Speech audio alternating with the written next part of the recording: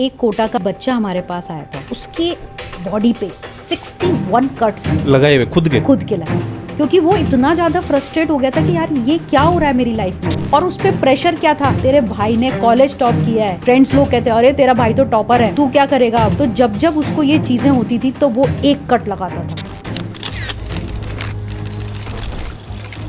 हर parents को ऐसे लगता है कि यार उसके बच्चों को कुछ ज़्यादा आता नहीं है। इंडियन पेरेंटिंग का मतलब होता है अपने कंट्रोल में रख के सारी चीज़ें कराना। अगर कोई अपना सपना पूरा नहीं कर पाया, वो डॉक्टर बनना चाह रहा था, नहीं बन पाया, तो अपने बच्चों पे थोप देता है, तू बनेगा, मेरे सपने तू पूरे करेगा। ऐसे अपनी इच्छाएं थोप नहीं सकते हो आप आजकल के बच्चों पे। अगर बच्चा कुछ शेयर भी करना चाहता है तो उनके पेरेंट्स का रिप्लाई ये आता है कि मुझसे ज़्यादा थोड़ी जानता है तू। ये चीज़ें कैसे इम्पेक्ट करता है बच्चे को? प्रेशर देके आप अपने बच्चे को कुछ बना नहीं सकते, आप उसको बिगाड़ रहे हो, आप डीमोटिवेट कर रहे हो। कोविड टाइम में एक 4 साल का बच्चा मेरे पास आया था जिसको डिप्रेशन था। 4 साल के बच्चे को डिप्रेशन? उसने अपनी सिस्टर के साथ मूवी देख ली, पति पत्नी और वो, तो उसके दिमाग में क्या बैठ गया, मम्मी किसी अंकल के साथ चली जाएगी, पापा पड़ोस वाली आंटी के साथ चले जाएंगे, दीदी किसी भैया के साथ भाग जाएगी। तो उसके अंदर वो सदमा बैठ गया और रात भर सोता भी नहीं था, केवल अपनी मम्मी को पकड़ के बस बैठा रहता था। पता है, रियल में बच्चों को कम जरूरत है, पेरेंट्स को काउंसलिंग की बहुत जरूरत होती है। हम अपनी सहूलियत के अनुसार है ना बच्चों को फोन दे देते। बच्चे को समझ आ गया है कि मैं ऐसा चिल्लाऊंगा, ऐसा रोऊंगा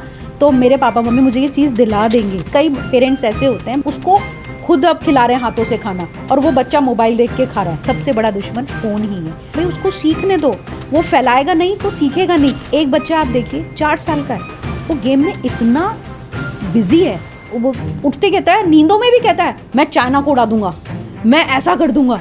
पता है, तो आप खुद सोचिए कि बच्चे के अंदर सबकॉन्शियस माइंड में कितना गुस्सा अंदर आता जा रहा है। नमस्कार दोस्तों, लास्ट हमने पॉडकास्ट किया था मेंस मेंटल हेल्थ को लेके, जिसमें हमने काफ़ी डीप में बातें की थी और काफ़ी चीज़ें सीखने को मिली। ऑडियंस का काफ़ी अच्छा फीडबैक रहा उस पर, और उसी को रिलेट करते हुए आज का हमारा एक जो पॉडकास्ट होने वाला है वो है पेरेंटिंग को लेके। बच्चों को कैसे ट्रेन करना चाहिए, बच्चों की कहाँ जाके ऐसी कोई गलती, कहाँ गैप रह जाता है माता पिता के और बच्चों के बीच में, जिनसे ये सारी चीज़ें हमको देखने को मिल रही है। चाइल्डहुड ट्रॉमा क्या होता है, ये सारी चीज़ें आज हम डीप में बातें करेंगे, क्योंकि आज हमारे साथ है एक एक्सपर्ट जो इसी फील्ड से रिलेट आपको डीप में नॉलेज बताने वाले हैं। आज हमारे साथ हैं, तो आइए स्वागत करते हैं फिर से हमारे वाईटी महेंद्र पॉडकास्ट में डॉक्टर अमिता श्रींगी।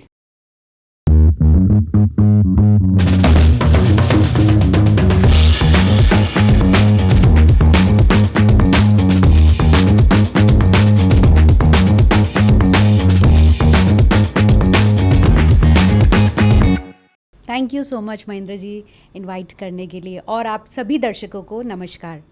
कैसे हैं मैम? बिल्कुल बढ़िया, आप कैसे हैं? मैं भी बढ़िया।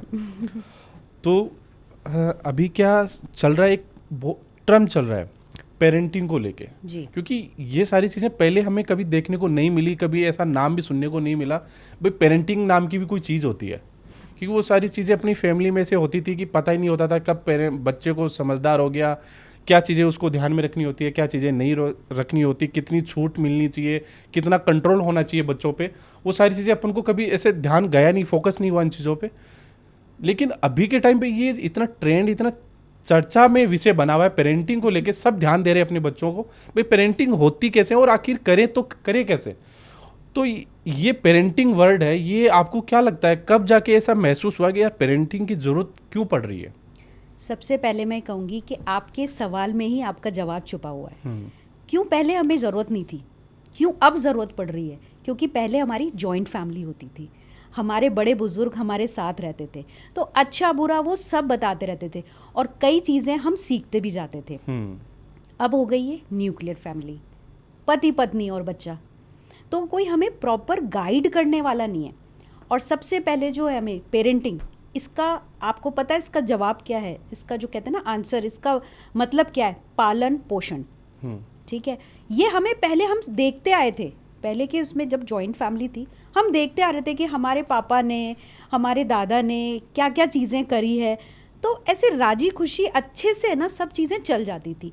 अब क्या देख रहे हैं हम कि ऐसे ही रहते हैं, मम्मी पापा चले गए बाहर, बच्चा घर पे अकेला है, उसको कुछ समझ ही नहीं आता है पहले दादा दादी होते थे, उनके साथ खेलते थे, बातें करते थे, तो कब समय बदल जाता था, कब छोटे से बच्चा बड़ा हो गया, वो हमें पता ही नहीं चलता था।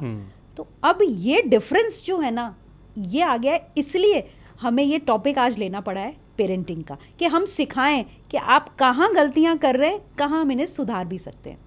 अगर हम पेरेंटिंग की बात करें बाहर, तो वहाँ पेरेंटिंग का मतलब कुछ अलग होता है, कुछ अलग वे में देखा जाता है। लेकिन इंडियन में हम देखें तो पेरेंटिंग का मतलब होता है डांट मार के उनको सिखा देना, वो सारी चीज़ें। पेरेंटिंग का मतलब है डांटना, मारना, या उनको अपने कंट्रोल में रख के सारी चीज़ें कराना। लेकिन अभी के टाइम में पता नहीं क्या, कैसे पेरेंटिंग कराना इतना ज़रूरी क्यों हो गया, कि हमारे टाइम में इतनी पेरेंटिंग पे कभी फोकस किया ही नहीं गया था। ये जो सारी प्रॉब्लम्स है, ये जेन जी ही फेस कर रहे हैं, या जेन वाई जो इससे पहले की जो जनरेशन है वो भी फेस कर रहे हैं? देखिए, जेन वाई में क्या था, 80s और 90s वाले, जहाँ हम जॉइंट फैमिली में थे, प्रॉब्लम सब में ही हुए, बट इसका डिफरेंस है। जॉइंट फैमिली में थे तो सब चीज़ें आप सीखते जा रहे थे कि हमें कैसे रखना है बच्चे को, क्या क्या संस्कार डालने हैं, अब छोटे छोटे काम बच्चों को कराने हैं, वो सब होता था कि चल दादी का ये काम कर दे, दादा का ये काम कर दे, दादा को वॉक पे ले जा, दादी की वो दवाइयाँ दे दे, तो बच्चे सीखते जाते थे पहले, जो हमारी जनरेशन में था। अब जो बच्चे आ गए हैं उनमें ये प्रॉब्लम्स क्यों हो रही है? क्योंकि देखिए, बच्चा क्या होता है, एक आईने के जैसे होता है ना, जैसा आप करोगे वैसा ही बच्चा भी करेगा। हमें अगर बच्चों को सुधारना है तो सबसे पहले हमें सुधरना होगा। तो हम अगर फ़ोन का हम ज़्यादा यूज़ करेंगे तो हम अपनी सहूलियत के अनुसार है ना बच्चों को फ़ोन दे देते हैं कि ज़्यादा बोले नहीं, है ना, ज़्यादा हमें परेशान नहीं करे, हमें अपने काम करने दे, हमें फ़ोन पे लगे रहने दे, या फिर कुछ भी हमारे जो सोशल एक्टिविटीज़ है हमें उसमें इन्वॉल्व होने दे। यही जो अभी वाली जनरेशन आ रही है, जेन अल्फ़ा, इनको ये प्रॉब्लम्स हो रही हैं, पेरेंटिंग में प्रॉब्लम्स हो रही हैं। ये चीज़ें पहले नहीं हुआ करती थी, तो हमें इसी पे वर्क करना ज़रूरी है कि हमें अब पेरेंटिंग सिखाना ज़रूरी है। क्योंकि अगर आप जॉइंट फैमिली में हैं तो आप सब चीज़ें सीखते जा रहे हैं जनरेशन टू जनरेशन, बट अब आपको प्रॉपर चीज़ें, जैसे कहते हैं ना, रीस्टार्ट करना ज़रूरी है कि क्या क्या गलतियां हम अब ना करें, क्योंकि जैसा आप बीज बोओगे वैसा ही फल आएगा। तो हमें शुरुआत करनी ये चीज़ें की बहुत ज़रूरी है। और फ़ोन जो हम सहूलियत के अनुसार बच्चों को दे रहे हैं, वो उसमें लिमिटेशन ज़रूरी है। मैम, अभी के टाइम में बच्चों को देखें तो ओवर पैम्परिंग कर रहे हैं पेरेंट्स जितने भी हैं। कुछ भी चीज़ें होती है तो ला के दे देना, वो उनकी जो मन की चीज़ें हो रही है वो सारी चीज़ें करके देना। लेकिन हमारे टाइम में क्या होता था कि कुछ भी चीज़ें होती है डांट देना, भाई कुछ नहीं मिलेगा, बोल दिया ना नहीं हो रहा तो नहीं हो रहा, हमने बोल दिया वही होगा। तो वो सारी चीज़ें जो पहले की पेरेंटिंग होती थी और अभी की पेरेंटिंग, इनमें से कौन सी स्टाइल बढ़िया है? मतलब अगर देखें जो तो पहले वाली थी, आप देखिए जो हमारे टाइम के लोग हैं उनको कितने अच्छे से बच्चे रखने आ रहे हैं, और जो अब आ रहे हैं बच्चे, अब जो पेरेंट्स बन रहे हैं, उन्हें कितनी प्रॉब्लम्स आ रही हैं। तो कहीं ना कहीं रूट कॉज में प्रॉब्लम है, क्योंकि हम समझ नहीं पा रहे। हम अपनी सहूलियत के लिए न्यूक्लियर फैमिली में तो हो रहे हैं। आप जैसे पूछेंगे न्यूक्लियर फैमिली में जो होते हैं क्यों रहना है, क्योंकि हमें आज़ादी चाहिए। हम जैसे भी कपड़े पहने, कितनी भी देर से जाएं, खाना नहीं बनाए तो भी चलेगा, आज़ादी चाहिए। तो फिर अगर आपको कपल को आज़ादी चाहिए तो बच्चे को भी तो आज़ादी चाहिए। आप बच्चे को कैसे रोक टोक सकते हो? अब जो पहले के थे वो जॉइंट फैमिली में था, नियम कायदे कानून में रहते थे। सुबह उठना है, नहा धो के आना है, किचन में काम करना है, भगवान की पूजा करनी है, 5-10 मिनट आपको बैठना है, फिर अपने दादा दादी के पास, ग्रैंड पेरेंट्स के पास जाना है, पढ़ाई करना है। दादाजी आज ये पढ़ाई कराएंगे, दादी वो पढ़ाई कराएंगी, बुआ आज ये कराएंगी, घूमने ले जाएंगी। तो वो सब चीज़ें बनी हुई थी, काम जैसे कहते हैं ना, डिस्ट्रीब्यूट किए हुए थे। तो हमें कोई आउटसाइडर की ज़रूरत नहीं थी। आज आउटसाइडर्स तो आ जाएंगे, बट फिर हमारी डिपेंडेंसी बच्चों की किस पे बन रही है? आउटसाइडर्स पे। वहीं पहले फैमिली में होती थी। आप देखिए कितने रिचुअल्स होते थे पहले 12 दिन तक कोई डेथ होती थी, 12 दिन तक शोक मनाते थे। आज 3 दिन में ही, आप 3 दिन में ही अपनों को भूल गए। आप खुद देखिए मेजर चेंजेस कैसे आ रहे। 30 त्योहार, दिवाली, शादी ब्याह, महीने महीने लोग शादियों में महीने महीने तक रहते थे, परिवार जुड़े रहते थे, उसमें देखो प्रेम था ही नहीं था। आजकल फॉर्मेलिटी के लिए आते हैं, आधा घंटा आए शादी में और चले गए। तो टाइम की कमी, भाग रहे हैं लोग। लेकिन कहीं ना आप देखो कि टाइम सबको पास है, लेकिन वो दिखाना नहीं, ऐसे चाह रहे हैं कि भाई टाइम नहीं है हमारे।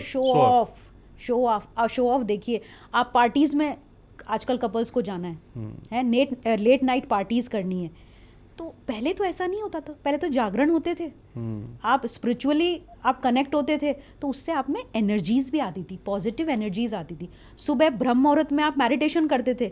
अब आजकल बच्चों को कह दो, वो बैठ ही नहीं सकते, इतने हाइपर होते हैं। क्यों होते हैं? क्योंकि आपने शुरू से ही उन पे ध्यान नहीं दिया है। बच्चा ADHD होता है तो क्या कहते हैं कि अरे ADHD हो दिया, अब इसको कुछ नहीं होगा, जबकि आपको बहुत खुश होना चाहिए कि बच्चे में ADHD का मतलब हाइपर एक्टिव होगा बच्चा, बहुत ज़्यादा, कुछ भी एक्टिविटी प्रॉपर नहीं कर पाएगा, उसको यहाँ जाना है, ये भी करना, कोई भी काम प्रॉपर नहीं कर पाएगा। अब वहीं पे हम कहते हैं कि नहीं, ये चीज़ बहुत अच्छी है कि बच्चे में मल्टीटास्किंग है ना। आप उसको बोलिए, आप पहले आपको ध्यान है अपन खेलते थे गेम स्टैचू, अब खेलते हैं? नहीं। पहले तो बहुत ऐसे एक्टिविटी गेम वाले थे, गेम बहुत सारे खेलते थे। अभी तो PUBG, फ्री फायर ये तो खेलते फिर हैं। आप देखिए गेम्स का, देखिए आप उसको बच्चे को कहिए 30 सेकंड तक स्टैचू, आप भी रहिए, आप भी इन्वॉल्व हुई है एक्टिविटीज़ में। इंडोर एक्टिविटीज़ आप जितनी कराएंगे ना, बच्चा आपसे कनेक्ट रहेगा। तो ये चीज़ें हैं, कुछ छोटी छोटी चीज़ें, वो अपन और डिस्कस करते जाएंगे। आपके अकॉर्डिंग कौन से पेरेंट्स को पेरेंटिंग में स्ट्रगल करना पड़ रहा है? जो समझ नहीं पा रहे हैं कोई चीज़ें, न्यूक्लियर फैमिली, जहाँ पे बच्चों को वो सोचते हैं ना कि बस रिश्ता अच्छा करना है तो बच्चा कर लो, अगर लॉन्ग टाइम तक रखना है अपना रिलेशन तो आप बच्चा कर लो, जो फैमिली प्रेशर आता है उनको ज़्यादा प्रॉब्लम आती है। जहाँ पति पत्नी एक दूसरे को समझ नहीं पाते हैं, समझ ज़रूरी है, जहाँ अंडरस्टैंडिंग नहीं होती ना, वहाँ प्रॉब्लम्स। क्योंकि बहुत सारी न्यूक्लियर फैमिलीज है जो अच्छी पेरेंटिंग भी कर रहे हैं, क्योंकि वो भी जॉइंट फैमिली से आते हैं कहीं ना कहीं, लेकिन कुछ है जो नहीं कर पाते। तो उनका रीज़न ये भी हो सकता है कि जल्दी शादी करा देना या प्रेशर में बच्चे कर लेना। अब आप देखिए, अगर अब कई होते हैं जैसे आते हैं हमारे पास, किसी के मदर फादर नहीं है, दोनों के नहीं है, तो वो कैसे करेंगे? तो वो भी अच्छी पेरेंटिंग देते हैं। ऐसा नहीं है कि न्यूक्लियर फैमिली वाले नहीं, अब किसी के बाहर ही रहते हैं तो वो कहाँ से लाएंगे पेरेंट्स? उनको ना चाहते हुए भी न्यूक्लियर रहना पड़ता है, बट वो कनेक्टेड रहते हैं। जैसे हम कहते हैं कि डायरेक्ट और इनडायरेक्ट, आप अपनों से कनेक्ट रहो। मतलब अगर आप डायरेक्टली मिल नहीं पा रहे हो तो फ़ोन पे, वीडियो कॉल पे आप कनेक्ट रह सकते हैं, जहाँ बच्चे को अपनापन लगे। कई बच्चे ऐसे होते हैं जो फ़ोन पे, वीडियो कॉल पे दादी को बोलते हैं, दादी यार मम्मी ने डांटा आज, मुझे बुरा लग रहा है। कोई बात नहीं, मैं तेरी मम्मी को डांटूंगी, तू चिंता मत कर, तू खुश रह। लो, हो गया सपोर्ट। फैमिली सपोर्ट, फैमिली प्यार बहुत ज़रूरी है। एक ही फैमिली में 2 बच्चे होते हैं, हाँ, जिनमें एक बच्चा अच्छे संस्कार के साथ बड़ा होता है, दूसरा बच्चा भी उसी फैमिली में रह रहा है, वही पेरेंटिंग उन्हीं को मिल रही है, लेकिन एक बच्चा अच्छा बोलना सीख जाता है, अच्छे व्यवहार करना सीख जाता है, अच्छी स्किल सीख जाता है, और दूसरा वाला कुछ नशे कर रहा है, कुछ भी हरकतें, गंदी हरकतें कर रहा है। तो इनके बीच में पेरेंटिंग का कहाँ रोल मिसमैच हुआ है? मैं बताती हूँ, एक एग्जाम्पल के थ्रू बताती हूँ। 2 हैं बेटे, एक बड़ा बेटे ने सबसे ज़्यादा प्रेशर लिया, उसको डिप्रेशन, एंजाइटी, ट्रॉमा, फोबिया से कहते हैं ना, सब तरह की उसको प्रॉब्लम हो गई। क्यों? क्योंकि उसने मम्मी पापा के लड़ाई झगड़े देखे। वो हर रिलेशनशिप के कमिटमेंट से डर रहा था, वो आगे बढ़ ही नहीं पा रहा था। वो कहते हैं ना कि एकदम सुध-बुध हो गया था। क्यों? क्योंकि मम्मी पापा घर में लड़ाई कर रहे हैं, न्यूक्लियर फैमिली है, मम्मी पापा घर में लड़ाई कर रहे हैं। तो उस बच्चे में इनसिक्योरिटीज़ आ गई कि मैं अगर चला गया तो पापा मम्मी लड़ लेंगे, पापा मम्मी को मार देंगे, मम्मी पापा को मारेंगी, तो फिर मेरा क्या होगा, मैं कहाँ जाऊँगा? इनसिक्योरिटीज़। वहीं दूसरा बच्चा, उसने एज अ चैलेंज लिया, यार ये पापा मम्मी लड़ते हैं ना, मैं तो पढ़ाई करके कॉलेज जाके मैं तो बाहर ही सेटल हो रहा हूँ, मुझे इन लफड़ों में नहीं पड़ना, मुझे पापा जैसा नहीं बनना, मैं अपनी अच्छी लाइफ जीऊँगा। ये डिफरेंस हो गया। बच्चे ने हर बात दिल से ले ली, आगे बढ़ ही नहीं पाया। और दूसरे बच्चे ने दिमाग काम में लिया कि यार मुझे ऐसी फैमिली नहीं चाहिए, मैं अपने बच्चों को अच्छे से अपने फ्रेंड जैसे बनाऊंगा। यहाँ 2 चीज़ों के एग्जाम्पल के थ्रू आप समझ सकते हैं कि क्या चीज़ें ऐसी चल रही हैं जहाँ बच्चे आगे बढ़ नहीं पा रहे हैं। तो मैम, कुल मिला के पेरेंटिंग में मेन रोल अदा करता है माता पिता के बीच में जो रिलेशन है वो। अगर घर में झगड़ा होगा तो बच्चों पे इम्पैक्ट पड़ेगा, लेकिन जॉइंट फैमिली में वो सारी चीज़ें कंट्रोल रहती है, दादा दादी हो गए, घर में और वो सारे एल्डर्स होते हैं। तो यहाँ दादा दादी का मेन रोल कहाँ है? उनको रखना या उनमें कोई डर पैदा करना या उनको कुछ उन चीज़ों से बाहर निकलना? जैसे कहते हैं ना, नरम और गरम। दादा दादी से सब डरते भी हैं, बट प्यार भी है ना दादा दादी से ही चाहिए होता है। जैसे बचपन में छोटे होते हैं तो बस कि भाई दादा दादी मिल गए कि हमें कुछ भी चाहिए तो दादा दादी दिला देंगे, बट दादा जो होते हैं स्पेशली वो डरा के रखते हैं, नहीं ये चीज़ें नहीं होनी चाहिए। क्यों? क्योंकि वो अपने पापा में भी डर देखते हैं कि भाई मेरे पापा भी मेरे दादा से डरते हैं, तो बच्चे में इनबिल्ट आ जाता है बचपन से कि भाई दादा जो है ना, दादू हैं, उनसे डरना है।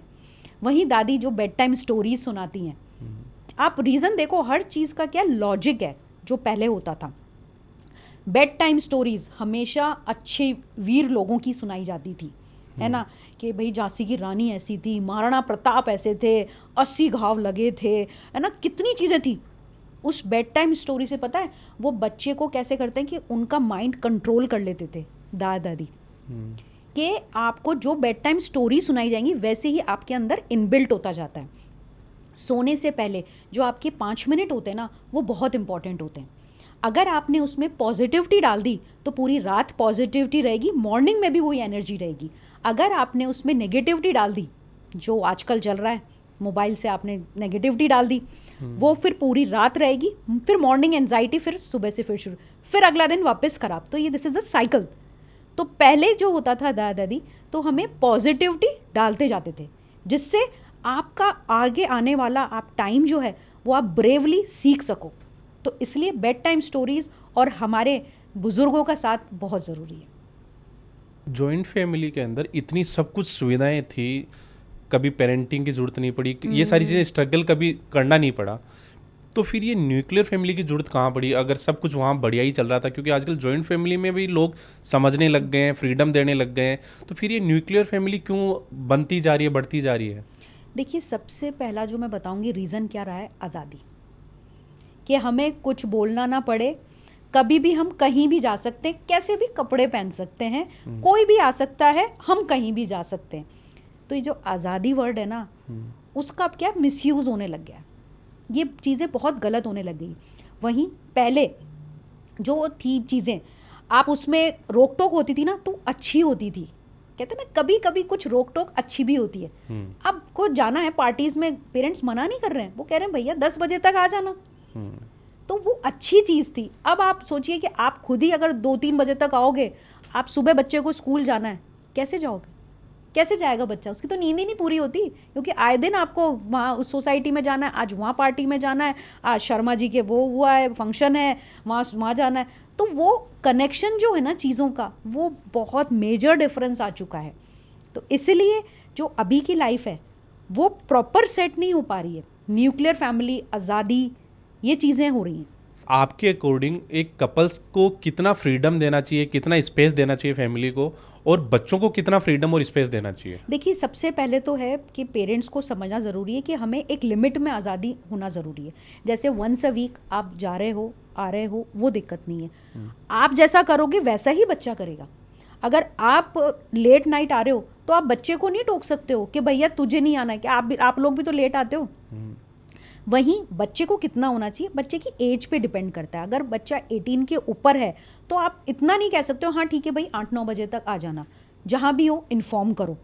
तो बच्चों को समझना, बच्चों के लिए आपको सोचना ज़रूरी है। आप जैसा करोगे, सबसे पहला यही कहूँगी, आप जैसा करोगे वैसे ही बच्चे करेंगे। तो सबसे पहले हम सुधरेंगे तभी हमारे बच्चे भी सुधरेंगे। तो ये चीज़ है कि हर रूल्स बहुत ज़रूरी होते हैं, खुद पे भी कायदे कानून रखने ज़रूरी हैं, न्यूक्लियर फैमिली के लिए स्पेशली। जॉइंट फैमिली में तो होता ही था कि भाई हमें पूछ के जाना है, इतनी बजे तक आना है, फिर हमें कहीं फंक्शन में या पूजा पाठ में भी जाना है, जागरण में भी जाना है, तो हम पूछ के जाते थे और वो करते थे। किस फैमिली के बच्चे ज़्यादा प्रोटेक्टिव, ज़्यादा डिसीजन मेकिंग वाले होते हैं, न्यूक्लियर या जॉइंट फैमिली? Joint family. जो मेरा सबसे ज़्यादा वोट जाता है ना, जॉइंट फैमिली पे जाता है, क्योंकि आप हर चीज़ सीख रहे हो।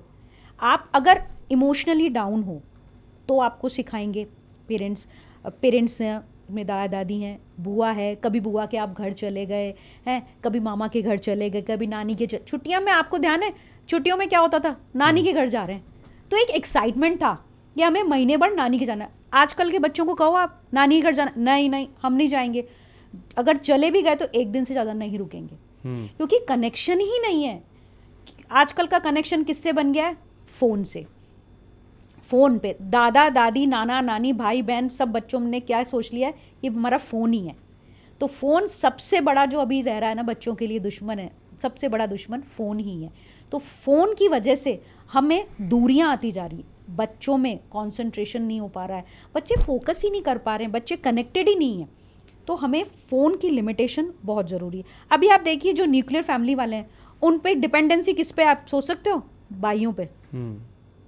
बाई नहीं आई है ना खाने वाली, आप है ना वो खाना नहीं बनेगा बाहर से आएगा या मैगी खाओ। तो आप पहले होता था कि नहीं, जो दादा दादी नाना नानी खाना बनाते थे उसमें सोचो आप प्याज लहसुन कुछ भी नहीं होता था, कौन से मसाले पहले आते थे।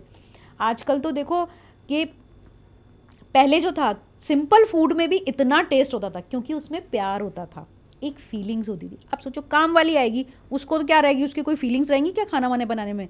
नहीं, फटाफट करो मुझे अगले घर भी जाना है।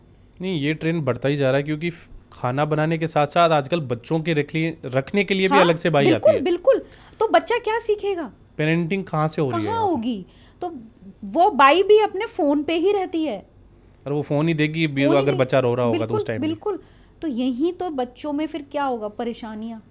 बच्चे रोते रहते हैं, परेशान होते हैं, और वहीं पे दादा दादी नाना नानी ये लोग होते अपने होते तो वहाँ बच्चे को 10 चीज़ें सिखाते भी हैं, है ना, अच्छी चीज़ें खेलना भी सिखाते हैं, कनेक्टिविटी फील होती है। तो ये चीज़ जो है ना अभी मिसिंग है। ओवर पेम्परिंग के चक्कर में बच्चे अपना स्किल डेवलप नहीं कर पा रहे हैं, डिसीजन मेकिंग नहीं कर पा रहे हैं। अगर बच्चे कुछ भी प्रॉब्लम आती है तो उनके माता पिता वो प्रॉब्लम सोल्व कर देते हैं, लेकिन जब बच्चा बाहर जाएगा कहीं और जाएगा तो वो प्रॉब्लम कैसे झेलेगा बाद में बाहर जाएगा तो। यही तो प्रॉब्लम आ रही है, नहीं झेल पा रहे हैं, फिर तभी तो उनको डिप्रेशन होता है, तभी उनको एंजाइटी होती है, तभी वो अपने डिसीजन स्ट्रांगली नहीं ले पाते हैं। यही तो दिक्कत हो रही है। इसीलिए तो हमें प्रॉपर पेरेंटिंग चाहिए कि आप पहले खुद समझो कि हम पेरेंटिंग में गलती कर रहे हैं, फिर ही तो आप अपने बच्चों को संभाल सकते हो। जब हम ही नहीं समझेंगे तो हम कैसे उसको संभाल सकते हैं? तो पेरेंटिंग आपको सीखना, समझना, सोचना बहुत ज़रूरी है। कुछ मैं आपको एग्जाम्पल देके बताती हूँ कि आजकल जो चल रही है चीज़ें, जो मेरे पास केस आ रहे हैं। हाँ, किस टाइप के ज़्यादा आ रहे हैं आपके पास केस? बच्चे, पेरेंटिंग, बच्चों में और माँ बाप में कोई कम्युनिकेशन नहीं है। बच्चे कहते हैं हमें माँ बाप से बात ही नहीं करनी है। और माँ बाप क्यों लेके आ रहे हैं पता है हमारे पास, कि भाई अगर तुम जाओगे सेशन में तो हम तुम्हें आईफोन दे देंगे, हैं, तुम्हें बाइक दिला देंगे। तो ऐसे लालच से बच्चों को लेके आ रहे हैं। बट जहाँ हम रूट कॉज देखें ना, पता है रियल में बच्चों को कम ज़रूरत है, पेरेंट्स को काउंसलिंग की बहुत ज़रूरत होती है। आप देखिए कि बच्चा केवल फ़ोन पे लगा रहता है, पूरे टाइम फ़ोन पे, उसको कोई किसी से कनेक्शन नहीं है, किसी से कोई मतलब नहीं है, बस उसको फ़ोन चाहिए। वो 2 साल से पता है स्कूल भी नहीं जा रहा है। आप सोचिए क्यों, मतलब क्या रीज़न हुए इसके? मोबाइल। और अब इतने टाइम से गया नहीं है तो अब उसको लगता है कि मैं जाऊंगा तो मुझे पढ़ाई आती ही नहीं है, मेरे दोस्त क्या कहेंगे, और उसके कोई फ्रेंड्स नहीं है।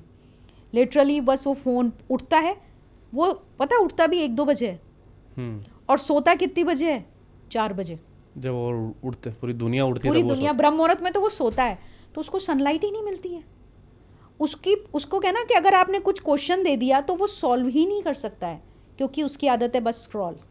वो पेरेंट्स की वजह से वो बचपन में जब खाना नहीं खाता था तो मोबाइल दिखा के खाना खिला देना, तो वो एक लालच हो गया कि यार कुछ चीज़ें करनी है तो उनको कुछ ना कुछ मिलेगा, और स्किल्स ही डेवलप नहीं होते। अब अभी भी सोचिए कई पेरेंट्स ऐसे होते हैं, बच्चा हो गया 10, 11, 12 साल का हो गया, उसको खुद अब खिला रहे हैं हाथों से खाना, और वो बच्चा मोबाइल देख के खा रहा है। इतना बड़ा भी पेरेंट्स है ना, उसको ओवर पैम्पर कर रहे हैं कि भाई खाना भी हम खिला देंगे। भाई उसको सीखने दो, वो फैलाएगा नहीं तो सीखेगा नहीं, वो गिरेगा नहीं तो उठेगा नहीं, वो हारेगा नहीं तो जीतेगा भी नहीं। तो कभी कभी हार में भी जीत होती है। तो ये हमें समझना ज़रूरी है पेरेंट्स को सबसे पहले। इसलिए तो हम कहते हैं पेरेंट्स के सेशन होने चाहिए। एक बच्चा आप देखिए 4 साल का है, वो गेम में इतना बिजी है, बिजी कहेंगे, वो बिजी है कि वो उठते कहता है, नींदों में भी कहता है मैं चाइना को उड़ा दूंगा, मैं ऐसा कर दूंगा, पता है। तो आप खुद सोचिए कि बच्चे के अंदर सबकॉन्शियस माइंड में कितना गुस्सा अंदर आता जा रहा है। वो खाना नहीं खाता है, वो उसको है कि जब मैं ये गेम खेल लूँगा ना तब मुझे ऐसे ही कुछ चाहिए जिससे मैं ना एनर्जी बार, जिससे मेरे में ताकत आ जाए, और मैं सब चीज़ें तलवार से, मैं बंदूक से सबको उड़ा दूंगा। आप उसके वर्ड्स ही ऐसे देखिए। उसमें बच्चे की काउंसलिंग नहीं हुई, पेरेंट्स की हुई, क्योंकि वो बचपन से अपने माता पिता को देख के आ रहा है। भाई मम्मी पापा को उनको इमोशनल अटैच रखना चाहिए, बातें करना चाहिए, हक करना चाहिए, वहाँ हाँ। उसकी जगह वो मोबाइल चला रहे हैं हर मोबाइल टाइम। चला- हाँ। मम्मी उधर अलग से चला रही है, वो अलग, तो वो बच्चा देखेगा मम्मी भी ये चला रही है, मैं भी और यही चला जहाँ रही बच्चे को प्यार मिलना था ना, तो वहाँ उसका एक छोटी बहन और आ गई, हूँ। तो उससे जो उसका इमोशनली अटैचमेंट था ना वो दूर हो गया। तो बहुत चीज़ें होती हैं कि जो समझनी ज़रूरी है बच्चे की ना, इमोशनली आपको है ना हेल्प करनी ज़रूरी है। आजकल के बच्चों की हेल्प ही कहेंगे, क्योंकि वो बच्चे बहुत डाउन जा रहे हैं। हमारे क्लिनिक पे भी जब आते हैं ना बच्चे, वो कहते हैं हमें मैम आपके क्लिनिक से जाना ही नहीं है। लिटरली ऐसे बच्चे बोलते हैं कि हमें यहाँ इतना अपनापन लगता है, हमारे पेरेंट्स ने कभी हमें इतना प्यार नहीं दिया जितना आप हमें समझ रहे हो। आप हमसे बातें कर रहे हो, हम एक्टिविटीज़ भी कराते हैं कि आपको आर्ट थेरेपी करनी है, म्यूज़िक थेरेपी है, यहाँ आपके फ्रेंड्स भी बनेंगे, आपको बहुत चीज़ें हैं जो करनी है। ये चीज़ मिसिंग होती है। आप बच्चों से कनेक्ट होने के लिए उनके साथ आपको एक्टिविटीज़ करनी ज़रूरी है, चाहे इंडोर करें चाहे आउटडोर एक्टिविटीज़ करें। तो बच्चों से कनेक्शन बहुत ज़रूरी है। आपको नहीं लगता कि हर बार न्यूक्लियर फैमिली ही गलत हो, वहाँ पे जॉइंट फैमिली भी तो गलत हो सकती है? क्योंकि जॉइंट फैमिली में बहुत सारी चीज़ें ऐसी होती है जो बच्चों पे प्रेशर पैदा करती है। किसी दूसरों के बच्चों से कंपेयर करना या उनके मन मर्जी का काम करवाना, भाई हमारी फैमिली में सभी फौजी बने हैं तो आप भी फौजी ही बनोगे, तो इस टाइप के कुछ प्रेशर रहते हैं उन पे। तो किस में ज़्यादा छूट मिलती है, किस में ज़्यादा बच्चे अपना माइंड डेवलप कर पाते हैं? न्यूक्लियर फैमिली उसमें अच्छा रहता है कि वो ओपनली डिस्कस कर पाते हैं बच्चे कि भाई ये चीज़ मेरे लिए अच्छी है या मेरे लिए ये ख़राब है, मैं ये करना चाहता हूँ। उसमें न्यूक्लियर फैमिली का अच्छा सपोर्ट रहता है।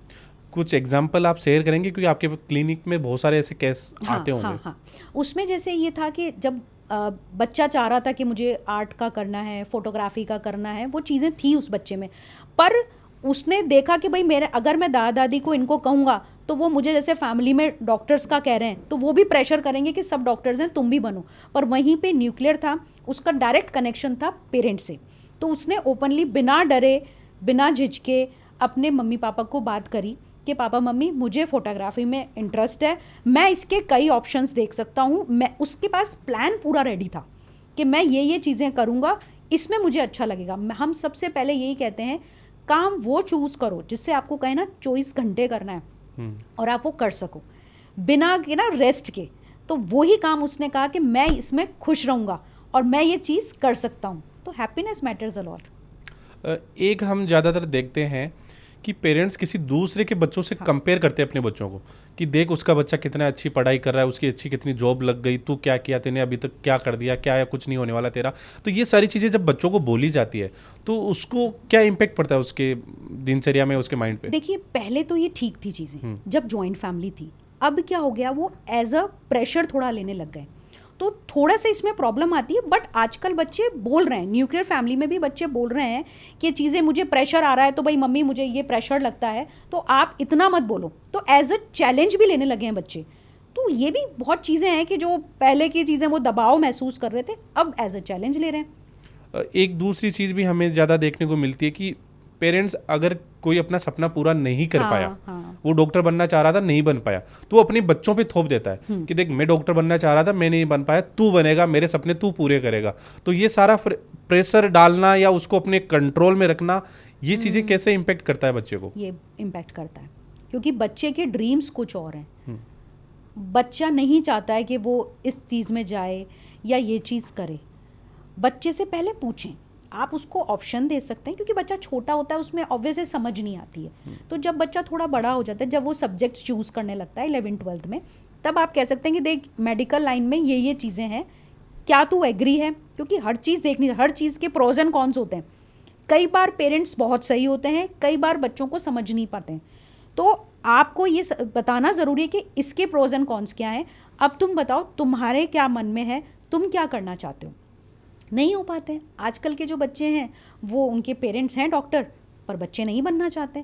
बच्चे इंजीनियरिंग में जाना चाहते हैं या पायलट बनना चाहते हैं या कुछ एडवेंचर। पहले क्या होता था कि क्या चीज़ें होती थी, 2-3 ही तो चीज़ें होती थी, या तो डॉक्टर बन जाओ या इंजीनियर बन जाओ या ये पुलिस में चले जाओ या अपने एडवोकेट, ये सब चीज़ें चलती थी। तो पहले गिनी चुनी चीज़ें होती थी। आजकल बहुत चीज़ें हैं, बहुत फील्ड कहते हैं ना, बहुत वास्ट है कि बहुत सी चीज़ें हम कर सकते हैं, तो सीमा नहीं है किसी चीज़ों की। तो सबसे बड़ा, और आपके सामने मैं एग्जांपल दूंगी कोटा का। हाँ, इस पे वेब सीरीज भी आई थी, क्रैश कोर्स। Crash course. आप देखिए कोटा में 70% जो बच्चे हैं उन पे पेरेंट्स का प्रेशर है कि तुम्हें इंजीनियर बनना है, तुम्हें मेडिकल लाइन में जाना है, तुम्हें ऐसा करना है। बच्चे प्रेशर में आगे, पेरेंट्स भी कहते हैं हमने इतना पैसा लगाया है तुझ पे, तो वो प्रेशर में कैसा फील करते हैं। बहुत चीज़ें होती हैं क्योंकि साथ साथ में वो प्रेशर तो है ही, और टॉक्सिक एजुकेशन एनवायरनमेंट भी वहाँ का ऐसा है। बिल्कुल, वहाँ पे अगर आप टॉप पे नहीं हो तो आप कुछ हो ही नहीं, आपको गिना ही नहीं जाएगा, आपका नाम नहीं आएगा, आपकी फ़ोटो नहीं आएगी, और फिर आपकी रैंकिंग डाउन होती जाएगी। पीयर प्रेशर कह लो, है ना। वहाँ के जो जितने भी फैकल्टीज़ होते हैं वो कंपैरिजन करने लगते हैं, फिर फ्रेंड्स है, ब्रेकअप भी होंगे उस टाइम ही।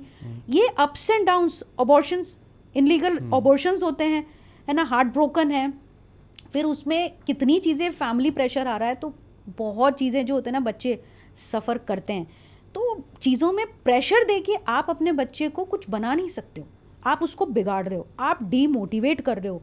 कितने बच्चे ऐसे होते हैं जो मेंटली डिस्टर्ब तक हो जाते हैं कि हम कुछ भी नहीं कर पा रहे हैं, क्योंकि हमने आधी पढ़ाई तो कर ली पेरेंट्स की अकॉर्डिंग, हम आगे क्यों नहीं जा पा रहे हैं, क्योंकि हमारी चॉइस ही नहीं थी, ये हमें ये करना ही नहीं था।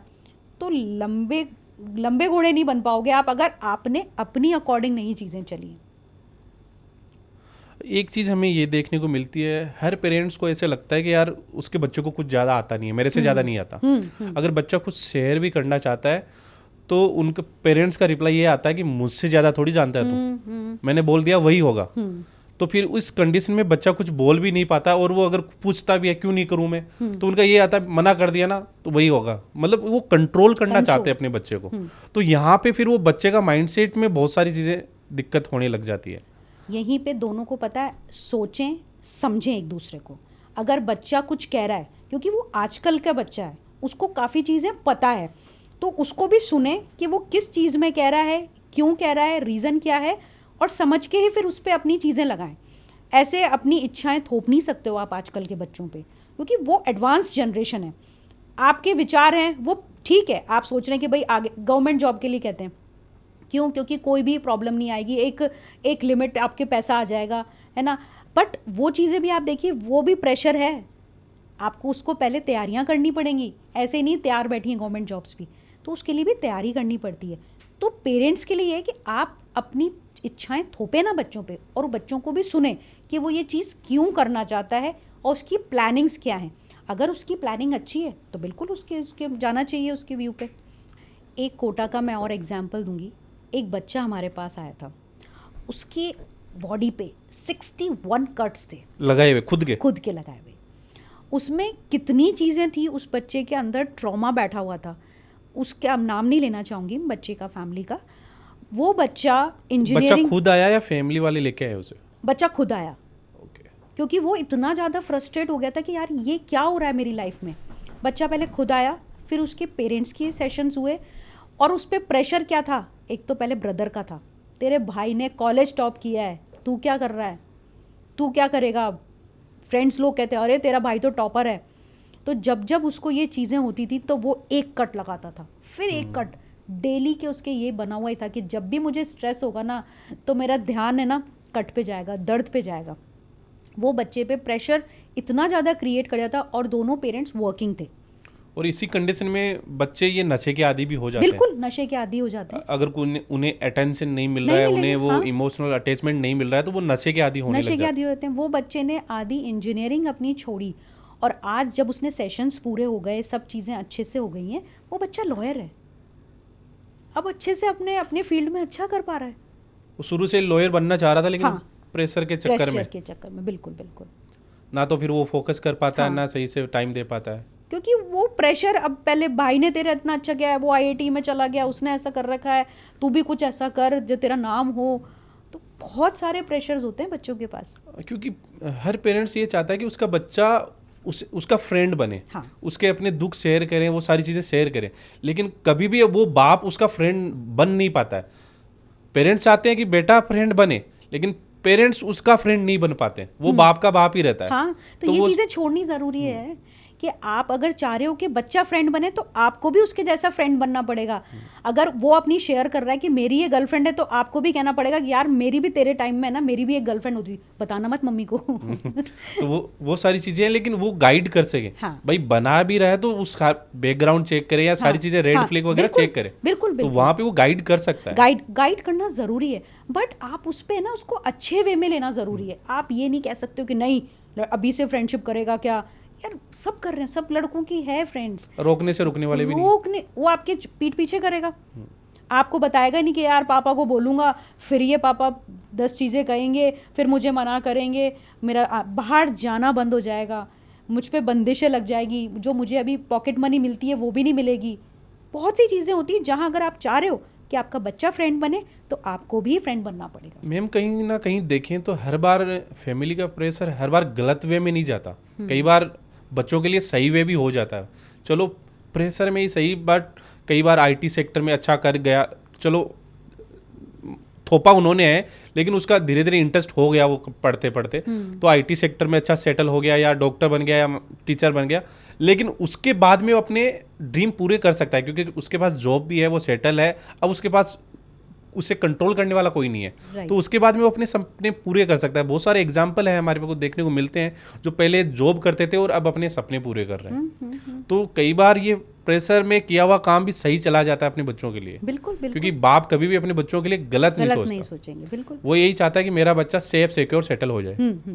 होता है ये चीज़ें। देखिए आपको एक बेसिक जो एजुकेशन है ना वो डिग्री लेनी ज़रूरी होती है, वहाँ पेरेंट्स कहीं गलत नहीं है। वो अगर कह रहे हैं कि एटलीस्ट ग्रेजुएट तो कर लो, एटलीस्ट जो थोड़ा बेसिक चीज़ है वो तो पूरी हो। अब आप कहेंगे 10th पास है, कई आते हैं 10th फेल हैं, तो ये क्यों, ये चीज़ें क्यों आपको आएगी? आप बहुत पैसा कमा रहे होंगे, बहुत अच्छे आपकी मल्टीनेशनल कंपनी भी है, आपने हायर कर रखे हैं अच्छे एजुकेशन जिनकी की हुई है, बट आप क्या हो 10th पास। तो एक जो कहते हैं ना कि एक बेसिक एजुकेशन पूरी होनी चाहिए, उसके बाद आपका जो मन है, जो आपकी हॉबीज़ हैं, जिसमें आप जाना चाहते हो वो जा सकते हैं, उसमें कोई बुराई नहीं है। बट कभी कभी पेरेंट्स की भी इन चीज़ों में सुननी ज़रूरी है, वो कहीं गलत नहीं है, वो कभी आपका बुरा नहीं चाहेंगे, वो अच्छी चीज़ ही चाहेंगे। उनको डर रहता है कि यार अगर इसने स्टडी नहीं की तो इसकी शादी होगी नहीं होगी, ये सेटल होगा कि नहीं होगा, इसको जॉब मिलेगी या नहीं मिलेगी, मतलब वो सारी चीज़ें रहती है पेरेंट्स के माइंड में। अगर बच्चा 10th पास करके बोला पापा मैं नहीं पढ़ रहा, तो वो गलत है, तो वहाँ पे शॉर्ट वगैरह सब लग सकते हैं, पिटाई भी हो सकती है। तो वो पेरेंटिंग सही है अपनी जगह, बिल्कुल बिल्कुल सही है। कभी कभी कहते हैं ना कि पिटाई होनी ज़रूरी है, कि आपको सीधा करने के लिए ना कभी कभी पेरेंट्स को स्ट्रिक्ट होना पड़ता है। यही तो अब जो है ना बच्चों को पिटाई नहीं हुई है, पहले बच्चों की पिटाई होती थी तो वो सीधे भी चलते थे, अपने पेरेंट्स से डरते भी थे। आजकल नहीं डरते, आजकल तो पेरेंट्स बच्चों से डरते हैं कि अरे भाई हम चुपचाप रहे हैं, हम ज़्यादा नहीं बोलें, बच्चे को एकदम वो रखते हैं प्रायोरिटी पे। बहुत से ऐसे पेरेंट्स आ रहे हैं, नहीं पता नहीं बाद में ध्यान रखेगा नहीं रखेगा, खाना बना के देगा कि नहीं देगा, कुछ कर नहीं ले, इमोशनल ब्लैकमेल करते हैं बच्चे कि अगर आपने बोला ना मैं घर छोड़ के चला जाऊंगा या मैं अपना हाथ काट लूंगा। तो बहुत चीज़ें नेगेटिव भी हो रही हैं। एक बच्चे को नॉर्मली अगर आप गुड पेरेंटिंग की बात करें, जहाँ एक हेल्दी लाइफ वो जी सकें, हैप्पी कपल्स वो बन सकें, तो पेरेंटिंग में ऐसे कौन कौन से पार्ट हैं जो हर पेरेंट्स को बच्चों को सिखाने चाहिए बचपन से? देखिए जैसा आप एनवायरनमेंट रखेंगे ना बच्चा वैसा ही सीख रहा है। अगर वहीं पे माँ बाप जो हैं, पेरेंट्स हैं, वो बच्चे को सिखाएंगे कि हम हैप्पी हैं, एक कपल हैप्पी रह सकता है। कैसे हैप्पी रह सकते? भाई पापा भी किचन में काम करा रहे हैं, मम्मी भी ऐसे चीज़ें कर रही है, तो जब दोनों की बॉन्डिंग पेरेंट्स की अच्छी होगी ना तो बच्चा वो ही सीख रहा है। तो बड़ा होके वो भी यही चीज़ें करेगा कि भाई मुझे भी ऐसे ही पार्ट करना है, मुझे भी हेल्प करनी है घर पे। तो सबसे पहले आप जो चीज़ें बच्चों को सिखाना चाहते हो वो पहले खुद करने लगो।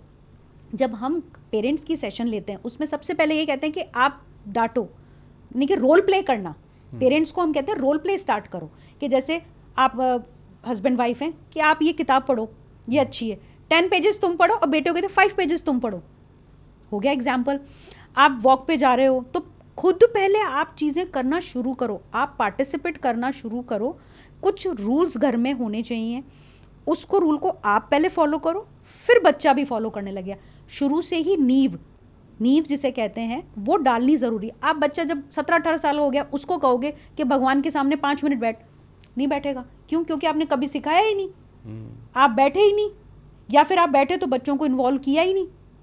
कि वो बच्चा अभी सो रहा है, नहीं। आपको नींव शुरू से ही डालनी ज़रूरी है। आप जैसा चाहते हो वैसा ही बच्चों को भी करेंगे बच्चे भी। बच्चे समझदार होते हैं, ऐसा नहीं कि सारी गलती हम बच्चों की कहेंगे, कि हमें पेरेंट्स को पेरेंटिंग इसलिए हम कराते हैं, टिप्स देते हैं कि आप जो चाहते हो चीज़ें, फैमिली में एनवायरनमेंट रखना चाहते हो, वो आप पहले से शुरू करो। जो ये बच्चे गलत हैबिट सीख जाते हैं, तो इसमें मेन रोल कौन अदा करते हैं, फ्रेंड्स या फैमिलीज? सबसे पहले तो फैमिली है। गाली Friends, वगैरह हो गया, स्मोकिंग बिल्कुल। हो गया, ये सारी चीज़ें। देखिए कुछ चीज़ें हैं, आप अगर उसमें लिमिट रखेंगे, भाई बच्चों की संगत कैसी है, अगर आपने बच्चे का ध्यान नहीं दिया, वो गलत संगत में जा रहा है, क्योंकि आप अपने पार्टीज़ में बिजी थे, आपको पता ही नहीं बच्चा किधर जा रहा है, तो सबसे पहले गलती किसकी हुई? पेरेंट्स की। सेकंड आते हैं दूसरे लोग, फ्रेंड्स, जो अगर गलत फ्रेंड्स है वो आज हैं कल नहीं रहेंगे। अगर अच्छे ट्रू फ्रेंड होंगे तो वो सिखाएंगे भाई कैसे पढ़ाई की जाती है, ग्रुप स्टडीज़ कैसे होती है, करियर के लिए आप कैसे आगे बढ़ सकते हो, तो वो तो अच्छे फ्रेंड्स हैं। बुरी संगत कहते हैं ना, बुरी चीज़ जल्दी अट्रैक्ट करती है। तो अच्छी ग्लैमर लाइफ किसको नहीं चाहिए? बच्चों को भी चाहिए, उनको भी दिखता है। बट सबसे पहला जो रोल होता है, इसने कहते हैं घर की नींव, संस्कार घर से ही मिलते हैं। अगर बच्चों को आपने शुरू से ही अच्छे संस्कार दिए हैं तो उसके संस्कार कहीं ना कहीं तो आएंगे ही। बड़ों के सामने सिर झुकाना है, ऑब्वियस है, अगर आपने देखा नहीं है तो आप कैसे करोगे? बड़ों की इज्जत करनी है, बड़ों के पैर छूने हैं, गेस्ट आते हैं तो थोड़ी देर बैठना है। आजकल के बच्चे नहीं बैठ पाते, वो उनको रहता है फ़ोन चाहिए मुझे, अगर बैठे भी रहे ना तो फ़ोन में रहेंगे। तो कुछ चीज़ें हैं जो समझनी बहुत ज़रूरी है। अभी के टाइम में जो एक टर्म बहुत ज़्यादा चर्चित है, चाइल्डहुड ट्रॉमा, क्या है ये चाइल्डहुड ट्रॉमा, किसे बोल सकते हैं, इसको एक्सप्लेन कीजिए। देखिए चाइल्डहुड ट्रॉमा में क्या हो रहा है, जैसे पापा मम्मी की लड़ाई हुई, मारा पीटी हो गई, बच्चे ने देख ली, तो उसके अंदर वो ट्रॉमा बैठ गया है, सदमा। बच्चे में एक चीज़, बच्चों में क्या होता है, एक चीज़ बहुत अच्छी होती है, प्रॉब्लम्स आती भी जल्दी हैं और जाती भी जल्दी हैं। इसका मैं एक एग्जांपल दूंगी। कोविड टाइम में एक 4 साल का बच्चा मेरे पास आया था जिसको डिप्रेशन था। 4 साल के बच्चे को डिप्रेशन? आप सोचो, उसका ब्रेकअप भी नहीं हुआ है, ना स्टडीज़ का कुछ, क्यों हुआ? अभी एक बच्चे को हार्ट अटैक हाँ, भी आया था। 8 साल के बच्चे, 8 साल के बच्चे को आप सोचिए उसको क्या हुआ था। उसने घर में, जो कोविड टाइम में सब घर में रहते थे, उसने अपनी सिस्टर के साथ मूवी देख ली, पति पत्नी और वो, और ऐसी कोई मूवी, तो उसके दिमाग में क्या बैठ गया, मम्मी किसी अंकल के साथ चली जाएगी, पापा पड़ोस वाली आंटी के साथ चले जाएंगे, दीदी किसी भैया के साथ भाग जाएगी। तो उसके अंदर वो सदमा बैठ गया, और वो बच्चा ना तो वो कुछ खाता था, ना पानी पीता था, अपनी मम्मी से सीने से लग के बस चुपचाप रहता था, और ना रोता था, बस वो डरता था, पूरे टाइम डरता था, और रात भर सोता भी नहीं था, केवल अपनी मम्मी को पकड़ के बस बैठा रहता था। वो हमारे पास आए, उसका जब हमने रूट कॉज किया, एनालाइज किया, तो उसमें यही पता चला कि उस बच्चे के अंदर इतनी चीज़ें अंदर नेगेटिव बैठ गई थी कि भाई ये चीज़ें चल रही है, अर्ली एक्सपोजर हो गया उसको इन चीज़ों का, तो उसको समझ ही नहीं आया कि ये चीज़ क्या क्यों हो रही है। फिर बच्चे की प्रॉपर काउंसलिंग हुई, उसको समझाया कि ऐसी चीज़ें नहीं होती, केवल फिल्मी है, ये रियल नहीं है, ये रील में है, जिसे कहते हैं ना रियल लाइफ है ये। तो उसमें फिर बच्चे को, पेरेंट्स को कहा कि आप इसका एटमॉस्फेयर चेंज करो।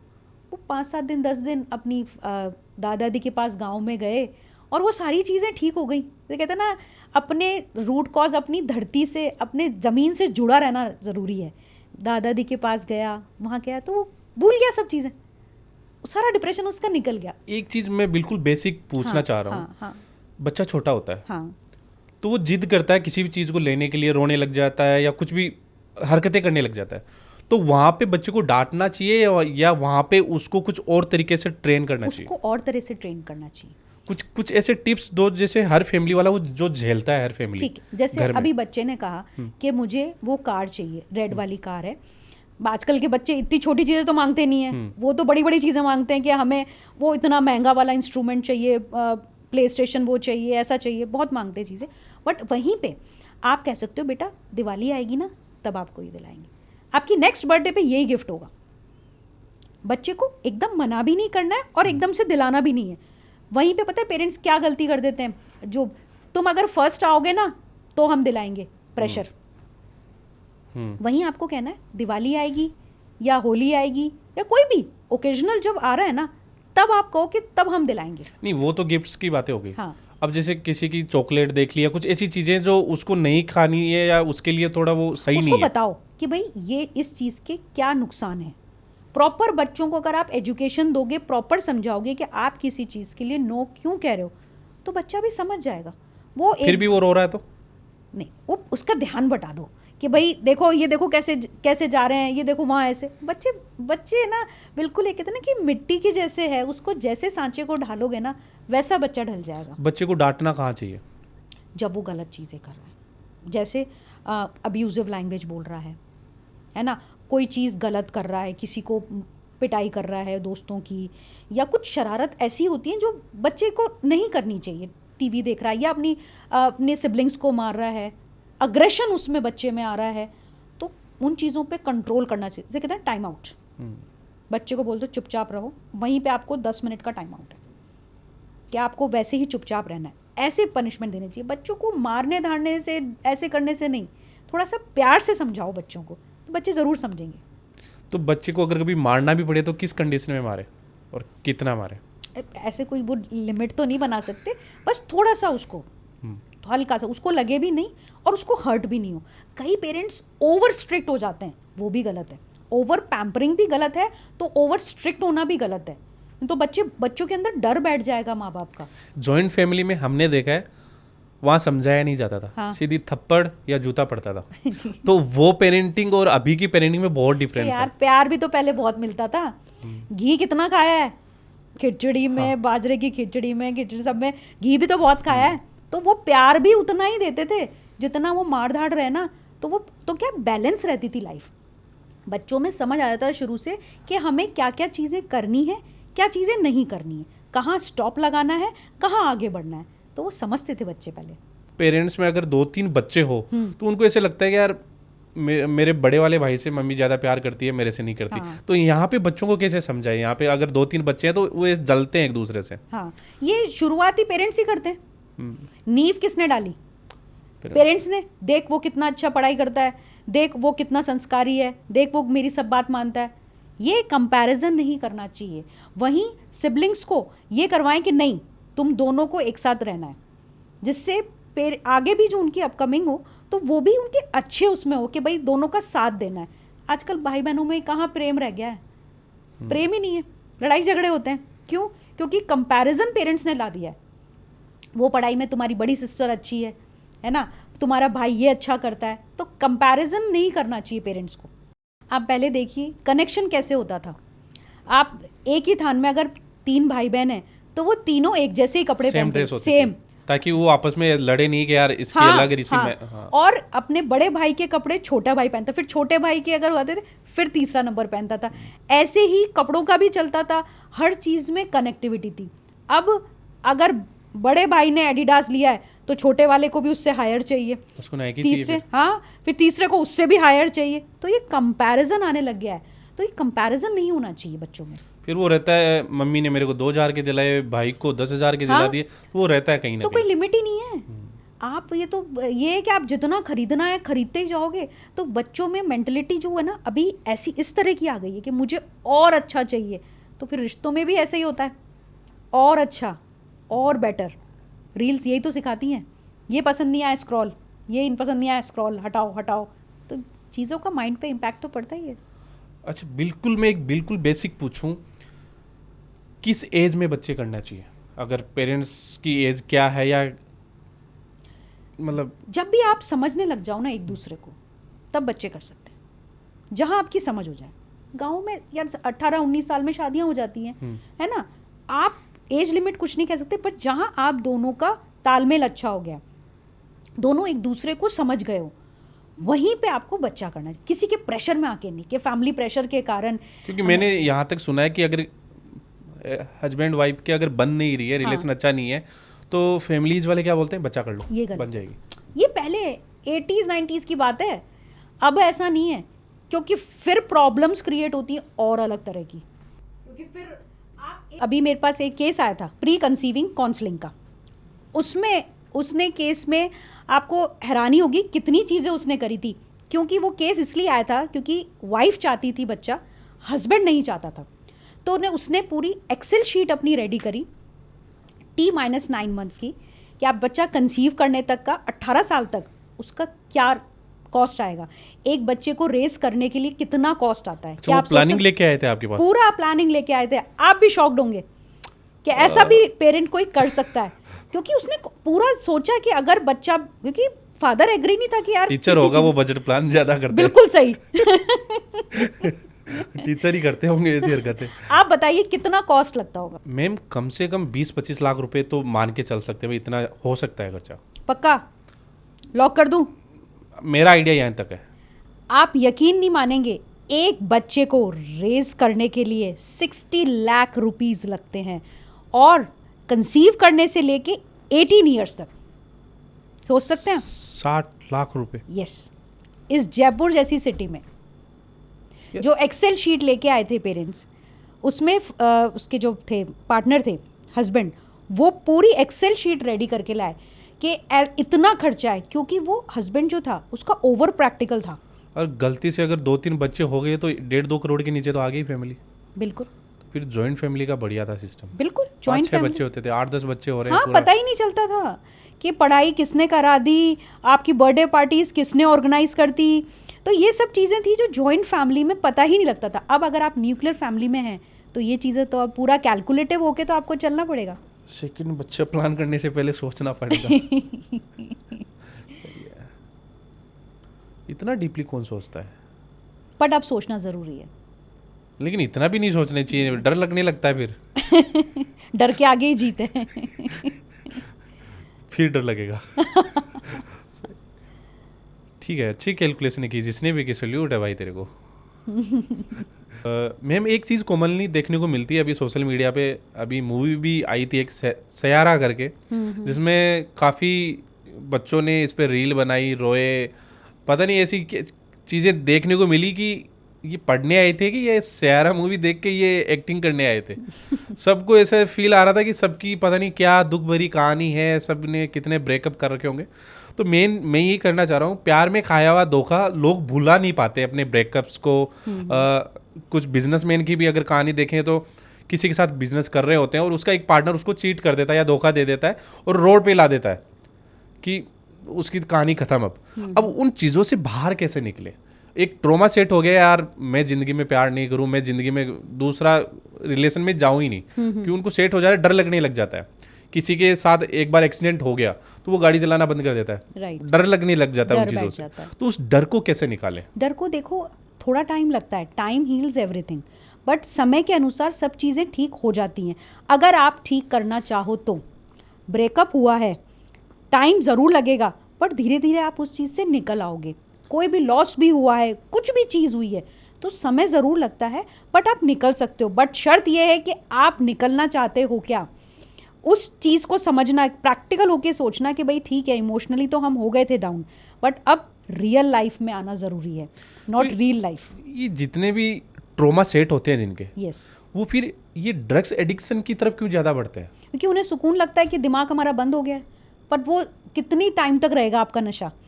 एक टाइम तक तो उतरेगा ही ना। तो आपको जैसे कहते हैं ना, एंजाइटी में फाइट या फ्लाइट, जितना आप अपने डर से लड़ोगे उतना आप उन चीज़ों के लिए स्ट्रांग बनोगे। तो हर चीज़ को, हर अपनी दिक्कतों को फाइट करना आना चाहिए। तो मैम आपके पास भी ऐसे कुछ केस आते हैं क्या जिसमें लोग ब्रेकअप से धोखा खाए, मतलब इस टाइप के ट्रोमा सेट किए हुए आते हैं? किसी के साथ मान लीजिए कोई कार चला रहा था, एक्सीडेंट हो गया, उसके माइंड में सेट हो गया मैं गाड़ी कभी नहीं चला पाऊंगा अब, तो उनके वो डर लगने लग जाता है इसी चीज़ों से। बिजनेस में लॉस हो गया तो वो कभी बिजनेस कर नहीं पाएगा। तो इस ट्रोमा को आप कैसे निकालते हैं, कौन सी टेक्निक का यूज़ करते हैं? देखिए, सबसे पहले मैं एक एग्जाम्पल के थ्रू आपको समझाती हूँ, बताती हूँ। वैसे तो बहुत सारे एग्जाम्पल से एक सिंपल सा एग्जाम्पल बताती हूँ। एक लास्ट वीक मेरे पास एक लड़की आई, उसके ब्रेकअप हुए 10 साल हो चुके थे और उसका रिलेशन था केवल 1 महीने का।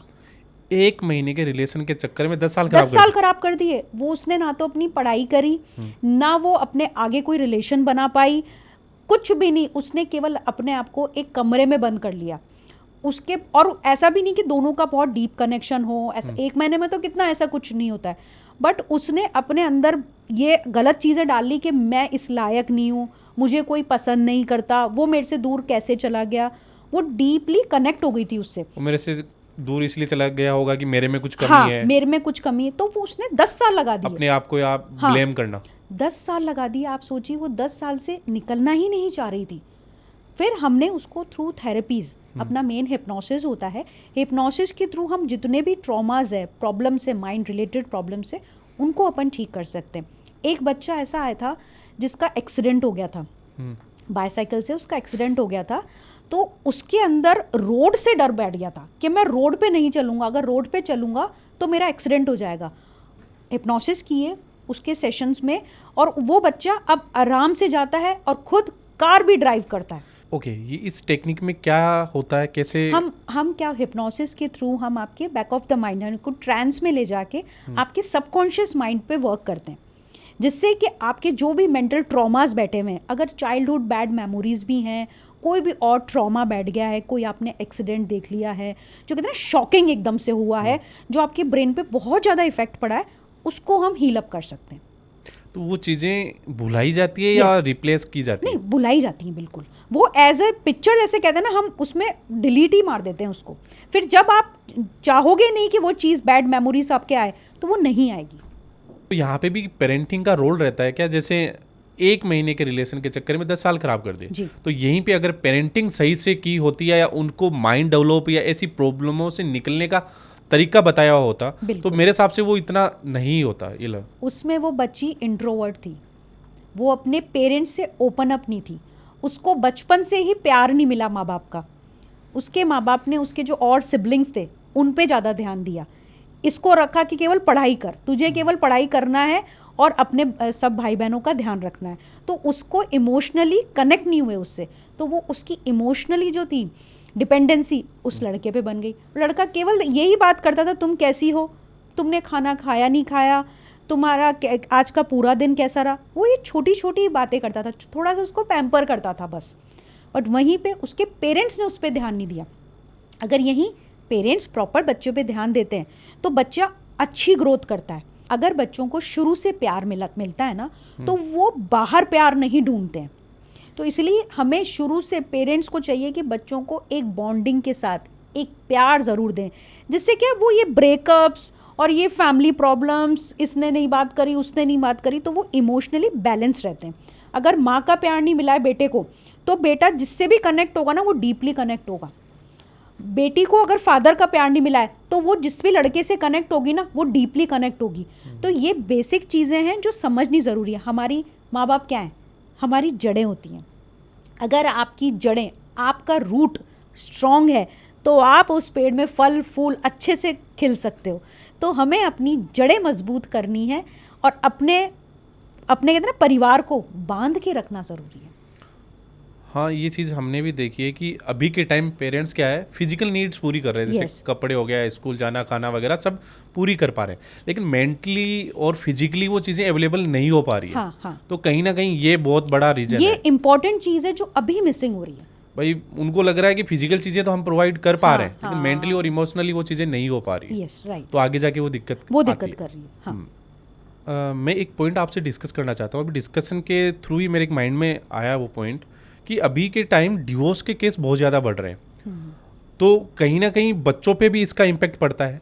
तो आप कुछ टिप्स देंगे जिनसे सिंगल पेरेंट्स को हेल्प हो जाए कि वो पेरेंटिंग पे ध्यान दे, डेवलप पे ध्यान दे या खुद के काम पे ध्यान दे, और कैसे इसको मैनेज कर सकते हैं कि बच्चा अगर मम्मी के पास रहे तो क्या कैसे पेरेंटिंग होनी चाहिए, अगर पापा के पास रहे तो माँ और बाप दोनों कैसे बन के उसको पेरेंटिंग कैसे ध्यान रखा जा सकता है। तो क्या टिप्स रहेगी जिनसे वो इजीली ये चीज़ें कर पाए? देखिए, अगर सिंगल पेरेंट है तो वर्किंग भी हो गई वो, अब चाहे मदर है या फादर है, वो दोनों वर्किंग तो होंगे ही, अलग अलग हैं अगर सिंगल पेरेंटिंग का। बट उसमें उसका ये रहता है कि वो मदर भी है और फादर भी है, एक जने को ही 2 रोल करने हैं। तो उसे प्यार भी देना है तो डांटना भी है, तो कभी तो उसको मदर का रोल करना पड़ेगा, कभी फादर का। तो उसको उसके लिए समय भी देना ज़रूरी है। डांट की जगह डांट है, प्यार की जगह प्यार है, ये बैलेंस करके रखना बहुत ज़रूरी है। और सबसे इम्पॉर्टेंट है उसका दोस्त बन के रहें, जिससे बच्चा आगे के लिए डरे नहीं कि अगर मेरे साथ कभी आगे फ्यूचर में ऐसा हो गया तो क्या होगा, मैं कैसे बैलेंस करूँगा। ये बच्चों में बहुत ज़्यादा होता है। जैसे वो पेरेंट्स को देखते हैं ना पेन में, तो वो सोचते हैं कि अब हमें या तो शादी नहीं करनी है या अब हम ऐसा नहीं कर पाएंगे। तो वो नेगेटिविटी, जैसे कहते हैं ना, बहुत जल्दी अट्रैक्ट करती है, तो वो नेगेटिविटी बच्चे लेते हैं। तो उसमें ही उनको प्रॉपर उनके दोस्त, उनके अगर क्वेश्चंस बच्चों के दिमाग में कुछ आ रहे तो उनका प्रॉपर आंसर देना भी ज़रूरी है। देखिए, कुछ भी अगर मिसहैपनिंग हो गई है, आपका पार्टनर आपके साथ नहीं है, तो जो उनका गुस्सा, फ्रस्ट्रेशन है, जो परेशानी वो झेल रहे हैं ना, बच्चे पे नहीं डालनी चाहिए। बच्चे को दिखाएं कि नहीं, कोई भी सुख है, दुख है, हम इजीली हैंडल कर सकते हैं। तो ये चीज़ें बच्चों को सिखाना, समझाना ज़रूरी है और पेरेंट को भी समझना ज़रूरी है, सिंगल पेरेंट को, कि हमें अच्छा एनवायरनमेंट रखना है घर पे। ये चीज़ें मैंने भी नोटिस की है जॉइंट फैमिली के अंदर। हाँ, कि अगर कोई दिन में काम करने गया हुआ है और हाँ। वहाँ पे कुछ उसके साथ गलत हुआ है तो वो घर पे आके बच्चों पे निकाल देते हैं। हाँ, मार दिया, डांट दिया या कुछ भी। तो उनका क्या है, ये चीज़ें अगर वो निकाल देते हैं ना तो उनका स्ट्रेस कम हो जाता है। हाँ। ये कहीं ना कहीं इफेक्ट है। अगर आपके साथ कुछ गलत हुआ है और आपने किसी के साथ वैसा कुछ कर दिया तो आपका उतर जाएगा और उसके चढ़ जाएगा। उसके चढ़ जाएगा। ये तो आप अपना बर्डन, अपना गुस्सा किसी और को दे रहे हो तो कैरी फॉरवर्ड हो गया, उसमें रहेगा। फिर वो किस पे निकालेगा?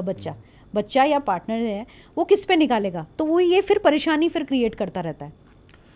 एक चीज़ सबसे मेन जो देखी जाती है कि बच्चे के साथ अगर बचपन में फिजिकल अब्यूज हुआ है या हाँ। कुछ भी हुआ है तो वो ज़िंदगी भर भुला ही नहीं पाता है। हाँ। वो बाद में भी ये चीज़ें सहन करता रहता है, बीवी के साथ हो गया, बच्चों के साथ हो गया, तो वो चीज़ें भुला क्यों नहीं पाता है इन फिजिकल अब्यूज वगैरह को? आपको मैं एक बहुत इंपॉर्टेंट चीज़ बताती हूँ। कई जो लड़कियाँ आती हैं उनके साथ रेशो अप्रॉक्स अपन देखें ना, 90% गर्ल्स के साथ बचपन में चाइल्डहुड अब्यूज़ हुआ होता है। ना वो पेरेंट्स को बताती हैं, ना अपने पार्टनर को बताती हैं, किसी को भी, फ्रेंड्स वगैरह किसी को भी नहीं बताती हैं। और ये लोग कौन होते हैं? अपने क्लोज वंस। क्योंकि वो ओपन नहीं करना चाहते हैं कि हम बताएंगे तो क्या होगा, है ना। फैमिली का सोचते हैं, रिश्तेदारी का, कि रिलेटिव्स में क्या होगा, कैसे होगा। बहुत अप्स एंड डाउन्स आते हैं। और ये चीज़ लड़कियों के साथ भी है तो लड़कों के साथ भी होती है। रेशो कम कर सकते हैं अपन, 40-50 का रेशो रख सकते हैं कि 40 या 50% जो बॉयज़ होते हैं उनके साथ भी सेक्सुअली अब्यूज़ हुआ होता है। बट जैसे ही आप उन चीज़ों को रिकॉग्नाइज़ कर लेंगे, आप किसी को बता देंगे, अपना जो ट्रॉमा है वो किसी को बता के निकाल देंगे, तो वो चीज़ें धीरे धीरे निकलने लगेंगी, आपके माइंड से निकलेंगी। उसका सबसे एक अच्छी टेक्निक मैं आपको बताती हूँ। आप 3 डेज़ तक करो। जो भी आपके साथ सेक्सुअली अब्यूज़ हुआ है, जो ट्रॉमा बन के आपके साथ बैठा है ना, आप वो चीज़ पेपर पे लिखो। जितनी भी आपकी फीलिंग्स आ रही है, नेगेटिविटी फीलिंग आ रही है, जस्ट राइट इट डाउन। और उसको 3 दिन तक आप लिख के उसको बर्न करो और बर्न होता हुआ देखो। क्योंकि सब चीज़ें क्या है, माइंड से कनेक्टेड है। हमारे सबकॉन्शियस माइंड में वो डर बैठा हुआ है, वो चीज़ बैठी हुई है, उसको निकालना हमें ज़रूरी है। तो लिखोगे, जलाओ। ये टेक्निक लगेगा तो बहुत इजी, बट आप करके देखो ये चीज़। जिसको भी ये प्रॉब्लम है वो करके देखेगा ना, तो 3 दिन में देखना, गारंटी है ये चीज़ निकल आएगी। हाँ, बॉडी सोचने से वो चीज़ें नहीं निकलती। भाई मैंने सोच लिया, चलो माफ किया वगैरह, लेकिन ये चीज़ें अगर देखें या किसी के साथ भड़ास निकालते हैं ना अपन, वो सारी चीज़ें निकल जाती है माइंड से। हाँ। भाई ठीक है, कर दिया मैंने इसका काम। बिल्कुल बिल्कुल बिल्कुल। वो सारी चीज़ें माइंड, ये बॉडी अपने आप वो चीज़ें देखती है, रीड करती है। अपना हेड क्वार्टर जो है ना वो क्लियर रहना चाहिए, माइंड क्लियर रहना चाहिए। जितना माइंड क्लियर रहेगा ना, आप नई चीज़ सोच सकते हो। हमें ये जो टाइम आ रहा है, हमें बहुत सारी चीज़ें ना, मल्टीटास्किंग होना चाहिए। आप बहुत सारी चीज़ें कर सकते हो, बट अपने माइंड को ना फ्रेश करना, चीज़ें, पुरानी चीज़ें निकालो, नई चीज़ें आने दो। अमिता जी, वैसे तो बच्चों को स्कूल में आजकल सब कुछ सिखाया जाता है, बैड टच, गुड टच, क्या गलत है, क्या सही है, क्या करना चाहिए, क्या नहीं करना चाहिए, क्या बाउंड्रीज होनी चाहिए बच्चों की। बट पेरेंट्स अगर आइडेंटिफाई करना चाहें कि यार मेरे बच्चे को क्या दिक्कत हो रही है, क्या नीड है, उसको फिजिकल नीड्स है, इमोशनल नीड्स है या मेंटली कुछ नीड्स है, तो कैसे पता कर सकते हैं? क्या साइंस है इन चीज़ों के? देखिए, अगर बच्चा कुछ टाइम से चुपचाप रह रहा है ना, किसी भी इंसान के आने से डर रहा है या सोशली नहीं हो रहा है, तो देयर इज़ अ प्रॉब्लम। कुछ रेड साइन आप समझ लो कि कुछ ना कुछ प्रॉब्लम है। अपनी फीलिंग्स बता नहीं पा रहा है, कभी खा रहा है, कभी नहीं खा रहा है, सो बहुत ज़्यादा रहा है, स्कूल में भी उसका प्रोग्रेस डाउन जा रहा है। तो ये कुछ साइन है जो समझने ज़रूरी है। आपकी फीलिंग्स आप बता नहीं रहा है कि भाई मम्मी को बुरा लगेगा, पापा को बुरा लगेगा, कुछ आपसे कट रहा है, उसका नॉर्मल बिहेवियर नहीं है, तो आपको समझना ज़रूरी है कि कुछ ना कुछ, या तो कोई आया है तो प्रॉब्लम हुई है, या बच्चा कहीं गया है तो प्रॉब्लम हुई है।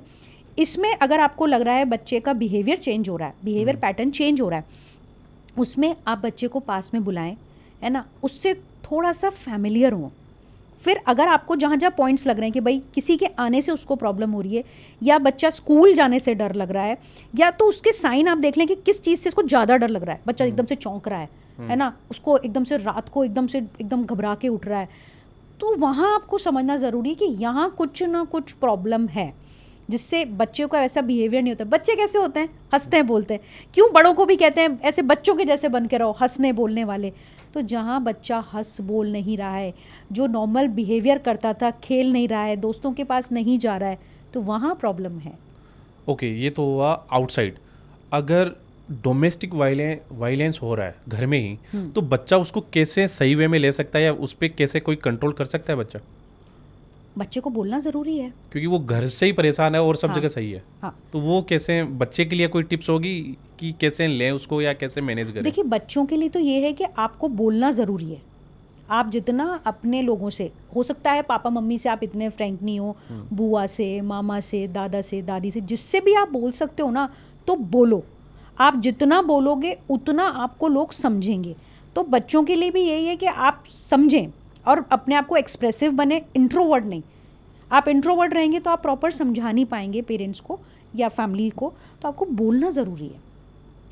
एक पेरेंट्स को अपने बच्चों से बहुत ज़्यादा एक्सपेक्टेशंस रहती है कि मैंने अपने बच्चे के लिए ये किया तो मेरे लिए भी उसको ये करना चाहिए।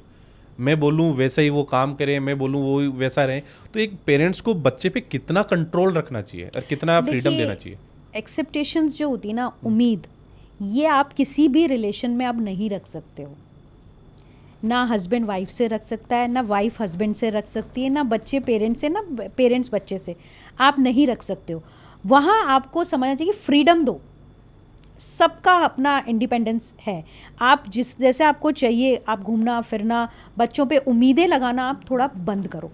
उम्मीद जितनी रखते हैं ना, उतना फिर दिल टूटता भी है। तो लोग क्यों नहीं बाहर भेजते हैं? आपने देखा है आजकल पेरेंट्स में इनसिक्योरिटीज़ कितनी है कि बच्चों को बाहर नहीं पढ़ने देना है। हमारे बुढ़ापे का सहारा कौन बनेगा? बच्चों को गलती से अगर भेज भी दिया तो लड़कियों को तो नहीं भेजते। हाँ, लड़कों को भेज देते हैं। हाँ, लड़कियों को तो बिल्कुल भी नहीं भेजना, बिल्कुल भी नहीं भेजते हैं कि फिर ये मॉडर्न हो जाएगी, फिर हमें भूल जाएंगे। हमारे बुढ़ापे का सहारा जैसे होता है कि, पर बच्चे आजकल फिर नहीं आते हैं। आप देखिए हमारा सीनियर सिटीजन क्लब है, उसमें हमारे सारे सीनियर्स आते हैं। हमारा एनजीओ भी है, सीनियर सिटीजन्स का ही है। वहाँ पे वो पेरेंट्स इतने एजुकेटेड हैं, रिटायर्ड हो चुके हैं, और उनके बच्चे विदेशों में सेटल्ड हैं। वो नहीं आते, वो कहते हैं पैसा चाहिए, हम पैसा भेज देंगे, पर हम तुम्हारे दुख दर्द है उसमें हम नहीं आएंगे। तो लोग, बच्चे क्यों चाहते हैं कि हमारे बुढ़ापे में हमारे काम आए? बट आजकल ऐसा नहीं है। बच्चों को फ्रीडम देनी भी ज़रूरी है। आप बच्चों को रोक नहीं सकते हो कि तुम हमारे बुढ़ापे में हमारा सहारा बनोगे। तो कई चीज़ें हैं जो समझनी ज़रूरी हैं कि टाइम चेंज हो गया है। वो 80s 90s वाला नहीं है जहाँ बच्चे आपके साथ रहेंगे, आपके आगे तक आपके काम आएंगे, नहीं आते। ठीक है, जैसे पेरेंट्स बच्चों को फ्रीडम दें, लेकिन बच्चों की क्या रिस्पॉन्सिबिलिटी बनती है कि वो भी अपने पेरेंट्स के लिए क्या करें, या आपके हिसाब से क्या क्या रिस्पॉन्सिबिलिटी बनती है? देखिए, आप रिस्पॉन्सिबिलिटी हमेशा चेंज होती रहती है। पहले होती है पेरेंट्स की रिस्पॉन्सिबिलिटी कि बच्चे को रेज करें, अच्छी उसको एजुकेशन दें, चाहे लड़का हो चाहे लड़की हो। लड़की को भी देनी ज़रूरी है जिससे वो अपने पैरों पे खड़ी हो और उसको आगे इन फ्यूचर प्रॉब्लम ना आए। लड़के को भी इसलिए कि इसको भी अपनी फैमिली चलानी है। तो उसमें बच्चों को ये होता है रिस्पॉन्सिबिलिटी कि हम भी, जब हमारे पेरेंट्स ने हमारा बचपन में इतना साथ दिया है, हमें इस लायक बनाया है कि हम अपने पैरों पे खड़े हैं, तो बच्चों को भी है कि अपने पेरेंट्स को ना भूलें। कुछ भी हो जाए, पेरेंट्स को ज़रूर ध्यान रखें। पेरेंट्स ने अपनी रिस्पॉन्सिबिलिटी पूरी कर दी, फिजिकली, मेंटली और इमोशनली। पढ़ाया, अच्छा लगा, सेटल कर दिया, बाहर सेटल हो गया। अब क्या बच्चों को पेरेंट्स की रिस्पॉन्सिबिलिटी क्या क्या देखनी चाहिए, क्या नहीं देखनी चाहिए? जैसे आपने बोला कि पैसे भेज देंगे वगैरह, ये सारा है, लेकिन पेरेंट्स को बच्चों से मिलना होता है, उनसे बातें करना, उनको टाइम चाहिए बच्चों के, भाई मेरे पास आके बैठें, बातें करें, टाइम स्पेंड करें। तो यहाँ पे आप कैसे वे में दिखेंगे? बच्चों को क्या करना चाहिए, और पेरेंट्स को आपने बता ही दिया, हाँ। चलो उन्होंने पूरा कर दिया, तो बच्चों के लिए क्या क्या है? बच्चों को भी साथ देना ज़रूरी है कि अपने माँ बाप से कनेक्टेड रहें, उनका सुबह शाम उनसे बात करें, है ना। अगर महीने में एक बार आप मिल सकते हैं तो मिलें। बच्चों को भी कनेक्शन होना ना बहुत ज़रूरी होता है। फ्रीडम मिल गया, लेकिन इतना भी फ्रीडम नहीं कि वो वापस मुड़े ही नहीं। हाँ, ये तो बच्चों की रिस्पॉन्सिबिलिटी होनी चाहिए। अब वही है ना कि जो बच्चों ने देखा है, जैसा बीज बोएंगे वैसा ही तो आएगा। अगर बच्चों ने देखा है कि उनके माँ बाप भी अपने माँ बाप का ध्यान रख रहे हैं, तो बच्चे भी अपना रखेंगे कि भाई नहीं, मेरी ये रिस्पॉन्सिबिलिटी है कि मुझे भी अपने पेरेंट्स का ध्यान रखना है। ओल्ड एज में क्या होता है, यही तो चीज़ें होती है कि आपको नीड है बच्चों की, तो बच्चों को अपनी रिस्पॉन्सिबिलिटी निभानी ज़रूरी है कि अपने पेरेंट्स का भी ध्यान रखें। अगर बच्चे की वाइफ ये बोले कि या तो मेरे पास रहे या अपने माता पिता के पास, हाँ। तो यहाँ पे क्या करना चाहिए? तो ऑफ कोर्स पेरेंट्स, तो वाइफ को छोड़ देंगे? नहीं छोड़ो मत। एक आपको बताना ज़रूरी है कि पेरेंट्स मेरे लिए ज़रूरी हैं, कि उन्होंने मुझे पैदा किया है, जो मैं आज हूँ ना इनकी बदौलत ही हूँ। तू मेरा एक लाइफ का पार्टनर है, तो चीज़ में अगर आप रखेंगे ना, ट्यूनिंग रखेंगे, भाई मेरे को तुझे नहीं जाना है तो मत जा, पर मैं तो जाऊँगा। आपने बोला कि तू मत जा, मैं चला जाता हूँ अपने पेरेंट्स से हाँ। मिलने के लिए, लेकिन यहीं पे अगर वाइफ ये बोले कि मैं अपने माता पिता को छोड़ के तेरे पास आई हूँ, तो तू भी तो रह सकता है माता पिता के बिना, तो वहाँ पे वो कैसे मैनेज करेगा इस केस को?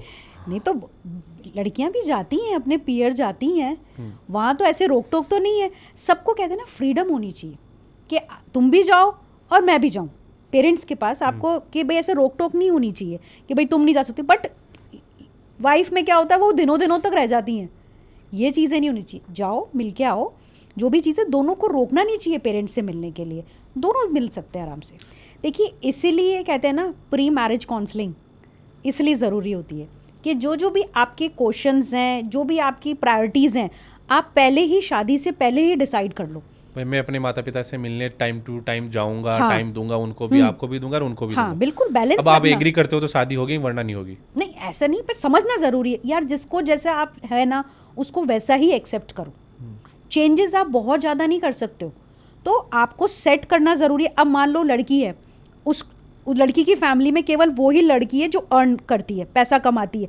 अब उसने शादी से पहले ही बता दिया कि मेरा जो पैसा आएगा मैं 60% मेरे पेरेंट्स को दूंगी, क्योंकि उनका अर्निंग सोर्स कुछ नहीं है। तो ये उसने पहले ही, शादी से पहले ही अपना काउंसलिंग में ये कह दिया था कि मेरे को तो पैसा देना ही है। तो यही माइंड क्लियर हुआ, लड़के का भी क्लियर हुआ। नहीं तो वो सोचता कि हम दोनों की सैलरी आएगी, उससे हम घर लेंगे। तो यही माइंड में सेट होनी चाहिए चीज़ें कि इन लॉज का है कि भाई इन लॉज के यहाँ पे, तुम्हारे यहाँ पे घूंघट लगाते हैं, मैं घूंघट नहीं लगाऊंगी। देखिए लड़ाई जो होती है ना, इन छोटी छोटी बातों पे ही होती है, बहुत बड़ी बातें नहीं होती है। जब फैमिली डिस्प्यूट होता है छोटी छोटी चीज़ों में ही होता है। छोटी छोटी चीज़ें लड़ाई का कहते हैं ना पहाड़ बना देती है, राई का पहाड़ बना देती है। ये मैंने जहाँ तक देखा है कि कोई भी जॉइंट फैमिली जब भी बिखरती है, ज़्यादातर वाइफ आने के बाद बिखरती है। हाँ। तो ये क्या रीजंस हो सकते हैं कि औरतों की वजह से ही घर बिखरते हैं, ये क्यों कहा जाता है? देखिए समय देना चाहिए सबसे पहले। अगर कोई आ रही है आपके घर में, बहू आ रही है, क्योंकि वो घर बार तो सारा छोड़ के आ रही है, आप उस पर एकदम से सारी रिस्पॉन्सिबिलिटीज़ नहीं दे सकते हो।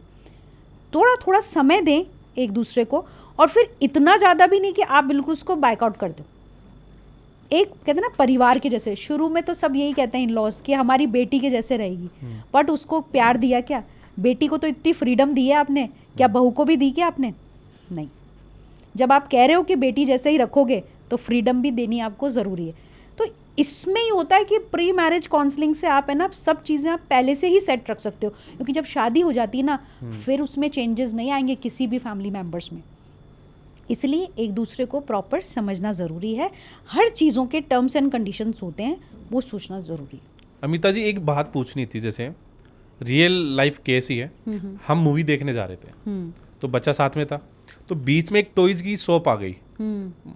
मूवीज वाले आपको पता है सेकंड या थर्ड फ्लोर पे होते हैं। हाँ, तो नीचे एक शॉप आ गई जिसमें आयरन मैन वगैरह, ये सुपरमैन वगैरह के टॉयज थे।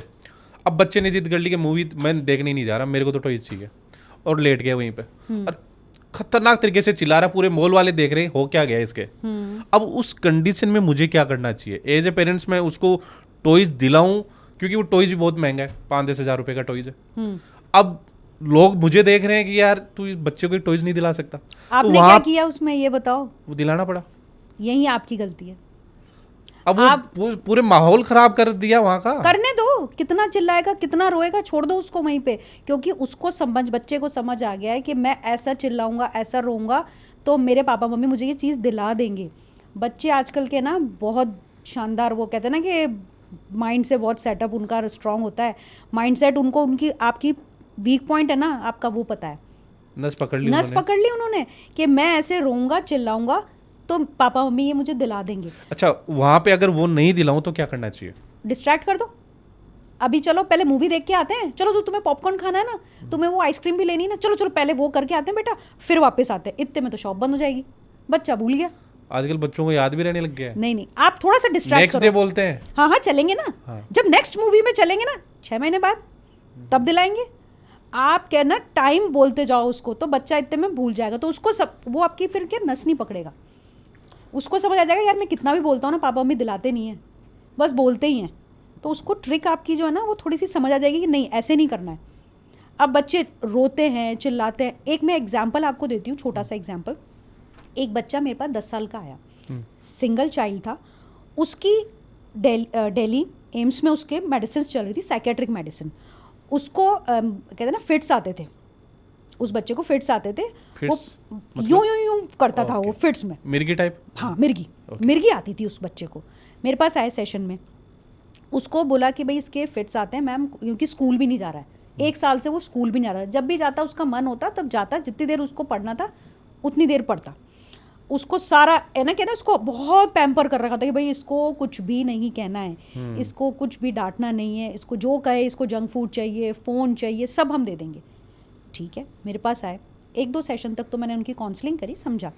फिर मैंने उससे एक बार पूछा, मैंने कहा बेटा जब ऐसा होता है, तेरे को फिट्स आते हैं, तुम ऐसे गर्दन हिलाते हो, क्या क्या करते हो? मैम ऐसे ऐसे से करता हूँ। मैंने कहा फिर क्या होता है, कितनी देर तक रहता है? मैम थोड़ी देर रहता ही होगा, टाइम पता नहीं। उसके बाद है ना जैसे ही मैं ऐसे करता हूँ ना, मम्मी मोबाइल दे देती है, फिर मैं गेम खेल लेता हूँ ना तो मैं भूल जाता हूँ। मैंने कहा ठीक है। एक दिन उसके पापा मम्मी बैठे थे, उनको मैंने कह दिया, मैंने कहा इसको ये चीज़ें होती है, आप इसकी चीज़ें, आप जो इसकी ज़िद है ना वो पूरी मत करना, एक दिन आप इसको बैठ के समझा दो। एक दिन का दिन था, उसके पापा ने उसको बोला कि तेरे ये जो सब चीज़ें हैं ना, मैं कुछ भी नहीं तेरी फरमाइशें पूरी करूँगा, फ़ोन अब रहेगा मेरे पास, और तेरे ज़्यादा करेगा तो मैं तेरे को नाना नानी के पास भेज दूँगा।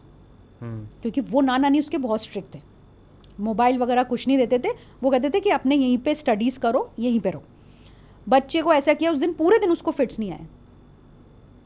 तो बच्चे ने क्या समझ लिया था कि मैं ऐसे, बच्चों को क्या पता फिट्स क्या होता है, एंजाइटी क्या होती है, बच्चों को तो ना पता है, बट बच्चे ने ये समझ लिया कि मैं ऐसे ऐसे करूंगा ना कि तो मुझे मिर्गी के दौरे आ रहे हैं, है ना, मेरे में बहरोजी आ रहे हैं, तो भाई मेरे पापा मम्मी है ना ये सोचेंगे कि भाई इसको कुछ प्रॉब्लम है, तो ये मेरे को मोबाइल चाहिए, मुझे मोबाइल दे देंगे, फिर मैं 1 घंटा 1.5 घंटा 2 घंटा आराम से गेम खेलूंगा, फिर कोई मुझे डिस्टर्ब भी नहीं करेगा। और फिर मैं जब कहूँगा कि मुझे कुछ खाना है, पिज़्ज़ा खाना है, पास्ता खाना है, तो पापा मम्मी सब करेंगे और मुझे डांटेंगे भी नहीं। स्कूल में भी ऐसे ही होता है कि स्कूल में भी कोई कुछ नहीं कहेगा, कि पापा मम्मी ने पहले ही कह रखा है कि इसको आप कुछ भी डांटना नहीं है, इसका कोई होमवर्क नहीं। उसका होमवर्क भी उसकी मम्मी करती थी ना, पढ़ना खुद क्या करेगा, कब करेगा। तो कुछ चीज़ें होती ना बच्चों की साइकोलॉजिकल, हमें समझनी ज़रूरी है कि ऐसा क्यों हो रहा है, इसके रूट कॉज में क्या है, कि वाकई में बच्चा सफ़र कर रहा है, क्या वो नाटक कर रहा है। पेरेंट्स को लगता है कि यारो इसका काम हम कर देते हैं, इजी हो जाएगा, लेकिन उनको ये नहीं पता कि ये आज का लोड उसको आगे जाके बहुत हेल्प करेगा, प्रॉब्लम करता है। ओके, तो जैसे आपने बताया कि मोबाइल मिल जाता है, गेम खेलने लग जाता है, आपके अकॉर्डिंग बच्चे को किस एज तक स्मार्टफोन का यूज नहीं कर देना चाहिए, या बच्चे को कब जाके स्मार्टफोन मिलना चाहिए पेरेंट्स की तरफ से? देखिए आफ्टर 16 ही मिलना चाहिए स्मार्टफोन। ओके, कि आप थोड़े से मेच्योर हो जाओ, आपका अच्छा बुरा आपको समझ में आने लगे कि भाई अब आपको किस चीज़ में किस कंटेंट में आपको देखना है, केवल एजुकेशन से रिलेटेड हो वो ही देखना है, और आपको बच्चों की हिस्ट्री भी चेक करते रहना है। क्योंकि बच्चों में भी होता है कि अभी यहाँ नहीं फ़ोन चला रहे हैं, फ्रेंड्स में चला लेंगे या मम्मी का फ़ोन चला लेंगे, तो बच्चों पे पूरा वॉच रखना ज़रूरी है कि बच्चे क्या कर रहे हैं, कैसे कर रहे हैं, किससे ज़्यादा बात कर रहे हैं, इनका फ्रेंड सर्कल क्या है, वो चीज़ें ध्यान रखना चाहिए। तो आफ्टर 16 ही कहेंगे कि थोड़ा माइंड डेवलप हो जाए, फिर ही करना देना चाहिए। एक पेरेंट्स अपना लोड कम करने के लिए कम एज के अंदर ही स्कूल भेजने लग जाते हैं बच्चों को, भाई चलो स्कूल जाएगा तब तक हमारी शांति रहेगी। तो किस एज तक और किस एज के बाद स्कूल भेजना चाहिए, और इसका थोड़ा आप डिटेल में बताएंगे? इसमें देखिए कि अब 2.5-3 साल का बच्चे को भेज रहे हैं तो उसको थोड़ा प्ले ग्रुप में ही भेजें, जिससे वो खेलना सीखे। यही नहीं कि उसमें बर्डन डाल दिया स्टडीज़ का कि तुम्हें ये करना है। ठीक है, 2.5-3 साल में आप भेज सकते हो, बट खेलने के लिए। एक आइडियल एज क्या होनी चाहिए स्कूलिंग? 3 साल तो 3 साल तक तो है, क्योंकि पहले हमारे टाइम में तो 5 साल तक तो होता था नॉर्मली 5-6 साल हाँ, बाद ही 5 साल बाद ही कहते थे कि जाओ स्कूल। बट अब ठीक है, बट एक्टिविटीज़ ज़्यादा होने लग गई हैं, तो एक्टिविटीज़ के लिए भेज सकते हैं, खेलने के लिए भेज सकते हैं, उनसे उनका फ्रेंड सर्कल भी बनेगा और माँ बाप से थोड़ा सा डिस्कनेक्ट भी होंगे, तो 2 घंटे का जो होता है ना गैप, वो ठीक रहता है। सर गवर्नमेंट के हिसाब से 6 साल किया हुआ है हाँ, 6 मिनिमम। साल किया हुआ है। हाँ, तो ये LKG UKG ये प्लेग्राउंड बहुत सारी ये इतना क्यों किया गया है? इसको डायरेक्ट फर्स्ट भी तो हो सकता है। कर रखा है अब चीज़ें। तो मैम आज हमने पेरेंटिंग में हमने काफ़ी चीज़ें डीपली बातें की है। पेरेंटिंग कैसे होनी चाहिए, बच्चों को क्या ध्यान रखना चाहिए, क्या बाउंड्री सेट करनी चाहिए, पेरेंट्स को क्या क्या ध्यान रखना चाहिए। तो लास्ट में जो जितने भी व्यूवर्स हैं उनके लिए एक आइडियल पेरेंटिंग आप टिप्स के रूप में बताइए कि आपको ये चीज़ें सेट करके रखनी चाहिए ताकि फ्यूचर में बच्चे को कुछ भी दिक्कत ना आए। सबसे पहले तो मैं आप सबको ये बताना चाहती हूँ कि अपनी कमज़ोरियाँ ना बताएं बच्चों को, कि हमें हमारी क्या कमज़ोरी है, कि तुम ऐसे रोते हो तो हमें बुरा लगता है, तुम ऐसे करते हो तो हमें अच्छा नहीं लगता है, तुम हमारी कमज़ोरी हो, ये बच्चों को ना बताएं। सेकंड है कि बच्चों के साथ बात करें। कहते हैं ना, एक मील अपनी फैमिली के साथ होना ज़रूरी है। डिनर बच्चों के साथ करें, पूरा परिवार एक साथ रहे, मिल बैठ के बात करें, उसमें दोस्ती बनाएं। बच्चों को भी मैं ये कहना चाहूँगी कि कोई भी बात है अपने पेरेंट्स को बताएं। पेरेंट्स से अच्छा कोई भी फ्रेंड नहीं हो सकता। फ्रेंड तो कई आते हैं और चले जाते हैं, बट आपके पेरेंट्स हमेशा आपके साथ हैं, चाहे सुख हो या चाहे दुख हो। हाँ, कभी उनसे मतलब फ्रेंड वगैरह में फिर भी चलो धोखा चीट जी। ब्रेकअप हो जाता है। हाँ। माँ बाप से कभी वो कभी नहीं हो पाएगा। कभी नहीं हो पाएगा, तो बिल्कुल उनसे बड़ा फ्रेंड कोई नहीं है। बिल्कुल राइट। तो मैम एंडिंग की तरफ हमारा लास्ट रैपिड फायर रहता है, तो उसी से रिलेटेड मैं आपसे कुछ क्वेश्चन करूंगा, तो उससे रिलेटेड आपको 1 लाइन आपको आंसर देना है। पेरेंट्स को पेरेंटिंग को लेके बहुत सारे मिथ है, तो उसी से रिगार्डिंग मैं आपसे पूछने वाला हूँ, तो आप रेडी हैं? जी। पेरेंट्स को लगता है कि उसका बच्चा वो जो बोलेगा वही पढ़ाई करेगा। बिल्कुल ऐसा नहीं होता, उनको फ्रीडम है। पेरेंट्स को लगता है कि जो वो बोलेगा उसी लड़की से शादी करेगा। ऐसा नहीं होता है आजकल, उसको चाहिए कि अपने मेरी अकॉर्डिंग मेरी वाइफ आएगी।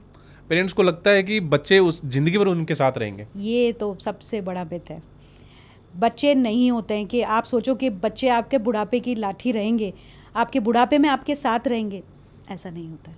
पेरेंट्स को लगता है कि बच्चे को मेरे से ज़्यादा कुछ नहीं आता। ये भी मिथ है कि नहीं, बच्चों को आता है। आजकल की जो जनरेशन है उसमें बच्चों को आता है, पेरेंट्स से भी ज़्यादा आता है। पेरेंट्स को लगता है कि बच्चे को बाहर भेजेंगे तो बिगड़ जाएगा। बट भेजना ज़रूरी है, एक्सपोजर बहुत ज़रूरी है बच्चों का। पेरेंट्स को लगता है कि बुढ़ापे में बच्चा मेरा साथ देगा।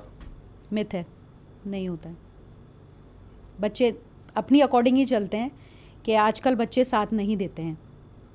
कुछ हैं जो आ जाते हैं, बट नहीं आ पाते हैं। वो भी पेरेंटिंग का ही पार्ट है। पेरेंटिंग का पार्ट है, राइट। कैसे आप तैयार करोगे वैसे ही आपको बिल्कुल, रिजल्ट जैसा मिलेगा। बीज आप बोओगे वैसा ही फल मिलेगा। अमिता जी, तो हमने पेरेंटिंग को लेके काफ़ी डीप में बातें की यार। मेरे हिसाब से जो भी व्यूवर्स हैं उनको काफ़ी चीज़ें समझ में आ गई होगी कि बच्चे को कैसे एक बाउंड्री सेट कर देना चाहिए और क्या क्या लिमिटेशन क्रॉस कर सकते हैं, क्या नहीं कर सकते, कहाँ डांटना चाहिए, कहाँ नहीं डांटना चाहिए। तो एक गाइड आइडियल पेरेंटिंग क्या होती है वो चीज़ें आज आपको समझ आ गई होगी कि मनमानी करे तो क्या करना चाहिए, एजुकेशन में क्या करना चाहिए, या बच्चे को कैसे रेडी करें, उसका फ्यूचर कैसे तैयार होगा, वो आप पे डिपेंड है। क्योंकि बच्चे का सबसे पहला जो गुरु होता है ना, वो पेरेंट्स ही होते हैं। तो ध्यान तो आपको ही देना होगा। तो काफ़ी चीज़ें यहाँ से सीखने को मिलेगी। और पेरेंटिंग को लेके कुछ भी अगर आपके माइंड में डाउट है, जो भी देख रहे हैं मैम्स या जो भी सर देख रहे हैं, आप कमेंट कर सकते हैं। आने वाले हम एपिसोड में आपके क्वेश्चन को रख सकते हैं अगर क्वेश्चन वैलिड रहा तो। और मैम की सभी सोशल मीडिया लिंक्स आपको नीचे मिल जाएगी डिस्क्रिप्शन में, जहाँ से आप फॉलो कर सकते हैं, अपडेट जान सकते हैं। और इनकी लाइव इवेंट्स और बहुत सारे ये करते रहते हैं थेरेपी वगैरह, तो आपको नीड है तो आप कांटेक्ट कर सकते हैं मैम से। तो अमिता जी, जो भी व्यूवर्स देख रहे हैं, लास्ट मैसेज आप क्या देना चाहेंगे व्यूवर्स को? मैं सबसे पहले यही कहना चाहूँगी, परिवार में शक्ति है, संगठन में शक्ति है, तो हम सबको एक साथ रह के प्यार से सब चीज़ें अच्छे से करनी है। खुश रहें, खुश रखें अपने परिवार को। तो मैम लास्ट में मैं थोड़ा ऐसे ही पर्सनल पूछना चाहूँगा। हमने पहले भी एक पॉडकास्ट किया और ये हमारा सेकंड एपिसोड है जी। तो जो भी टीम बैठी है और हम बैठे हैं, आपसे क्वेश्चन किया, मेरे हिसाब से ऑलरेडी हमने डीप टच किया है। आपको क्या लगता है कैसी पेरेंटिंग हो रखी है हमारी? बहुत अच्छी हो रखी है। आप लोग एकदम जो टॉपिक्स भी लेके आ रहे हैं ना, बहुत रियल टॉपिक्स लेके आ रहे हैं जिस पे डिस्कशन होना चाहिए। तो आपकी टीम ने, आप लोगों ने बहुत अच्छा किया है, प्लानिंग बहुत अच्छी है आप लोगों की, मैं बहुत खुश हूँ यहाँ पे। वेलकम। तो आशा Thank you, करते हैं sir. नेक्स्ट एपिसोड जल्दी हम शूट करेंगे आपके साथ। तो मिलते हैं नेक्स्ट एपिसोड में, आज के लिए यहीं। जय श्री राम। जय सिया राम।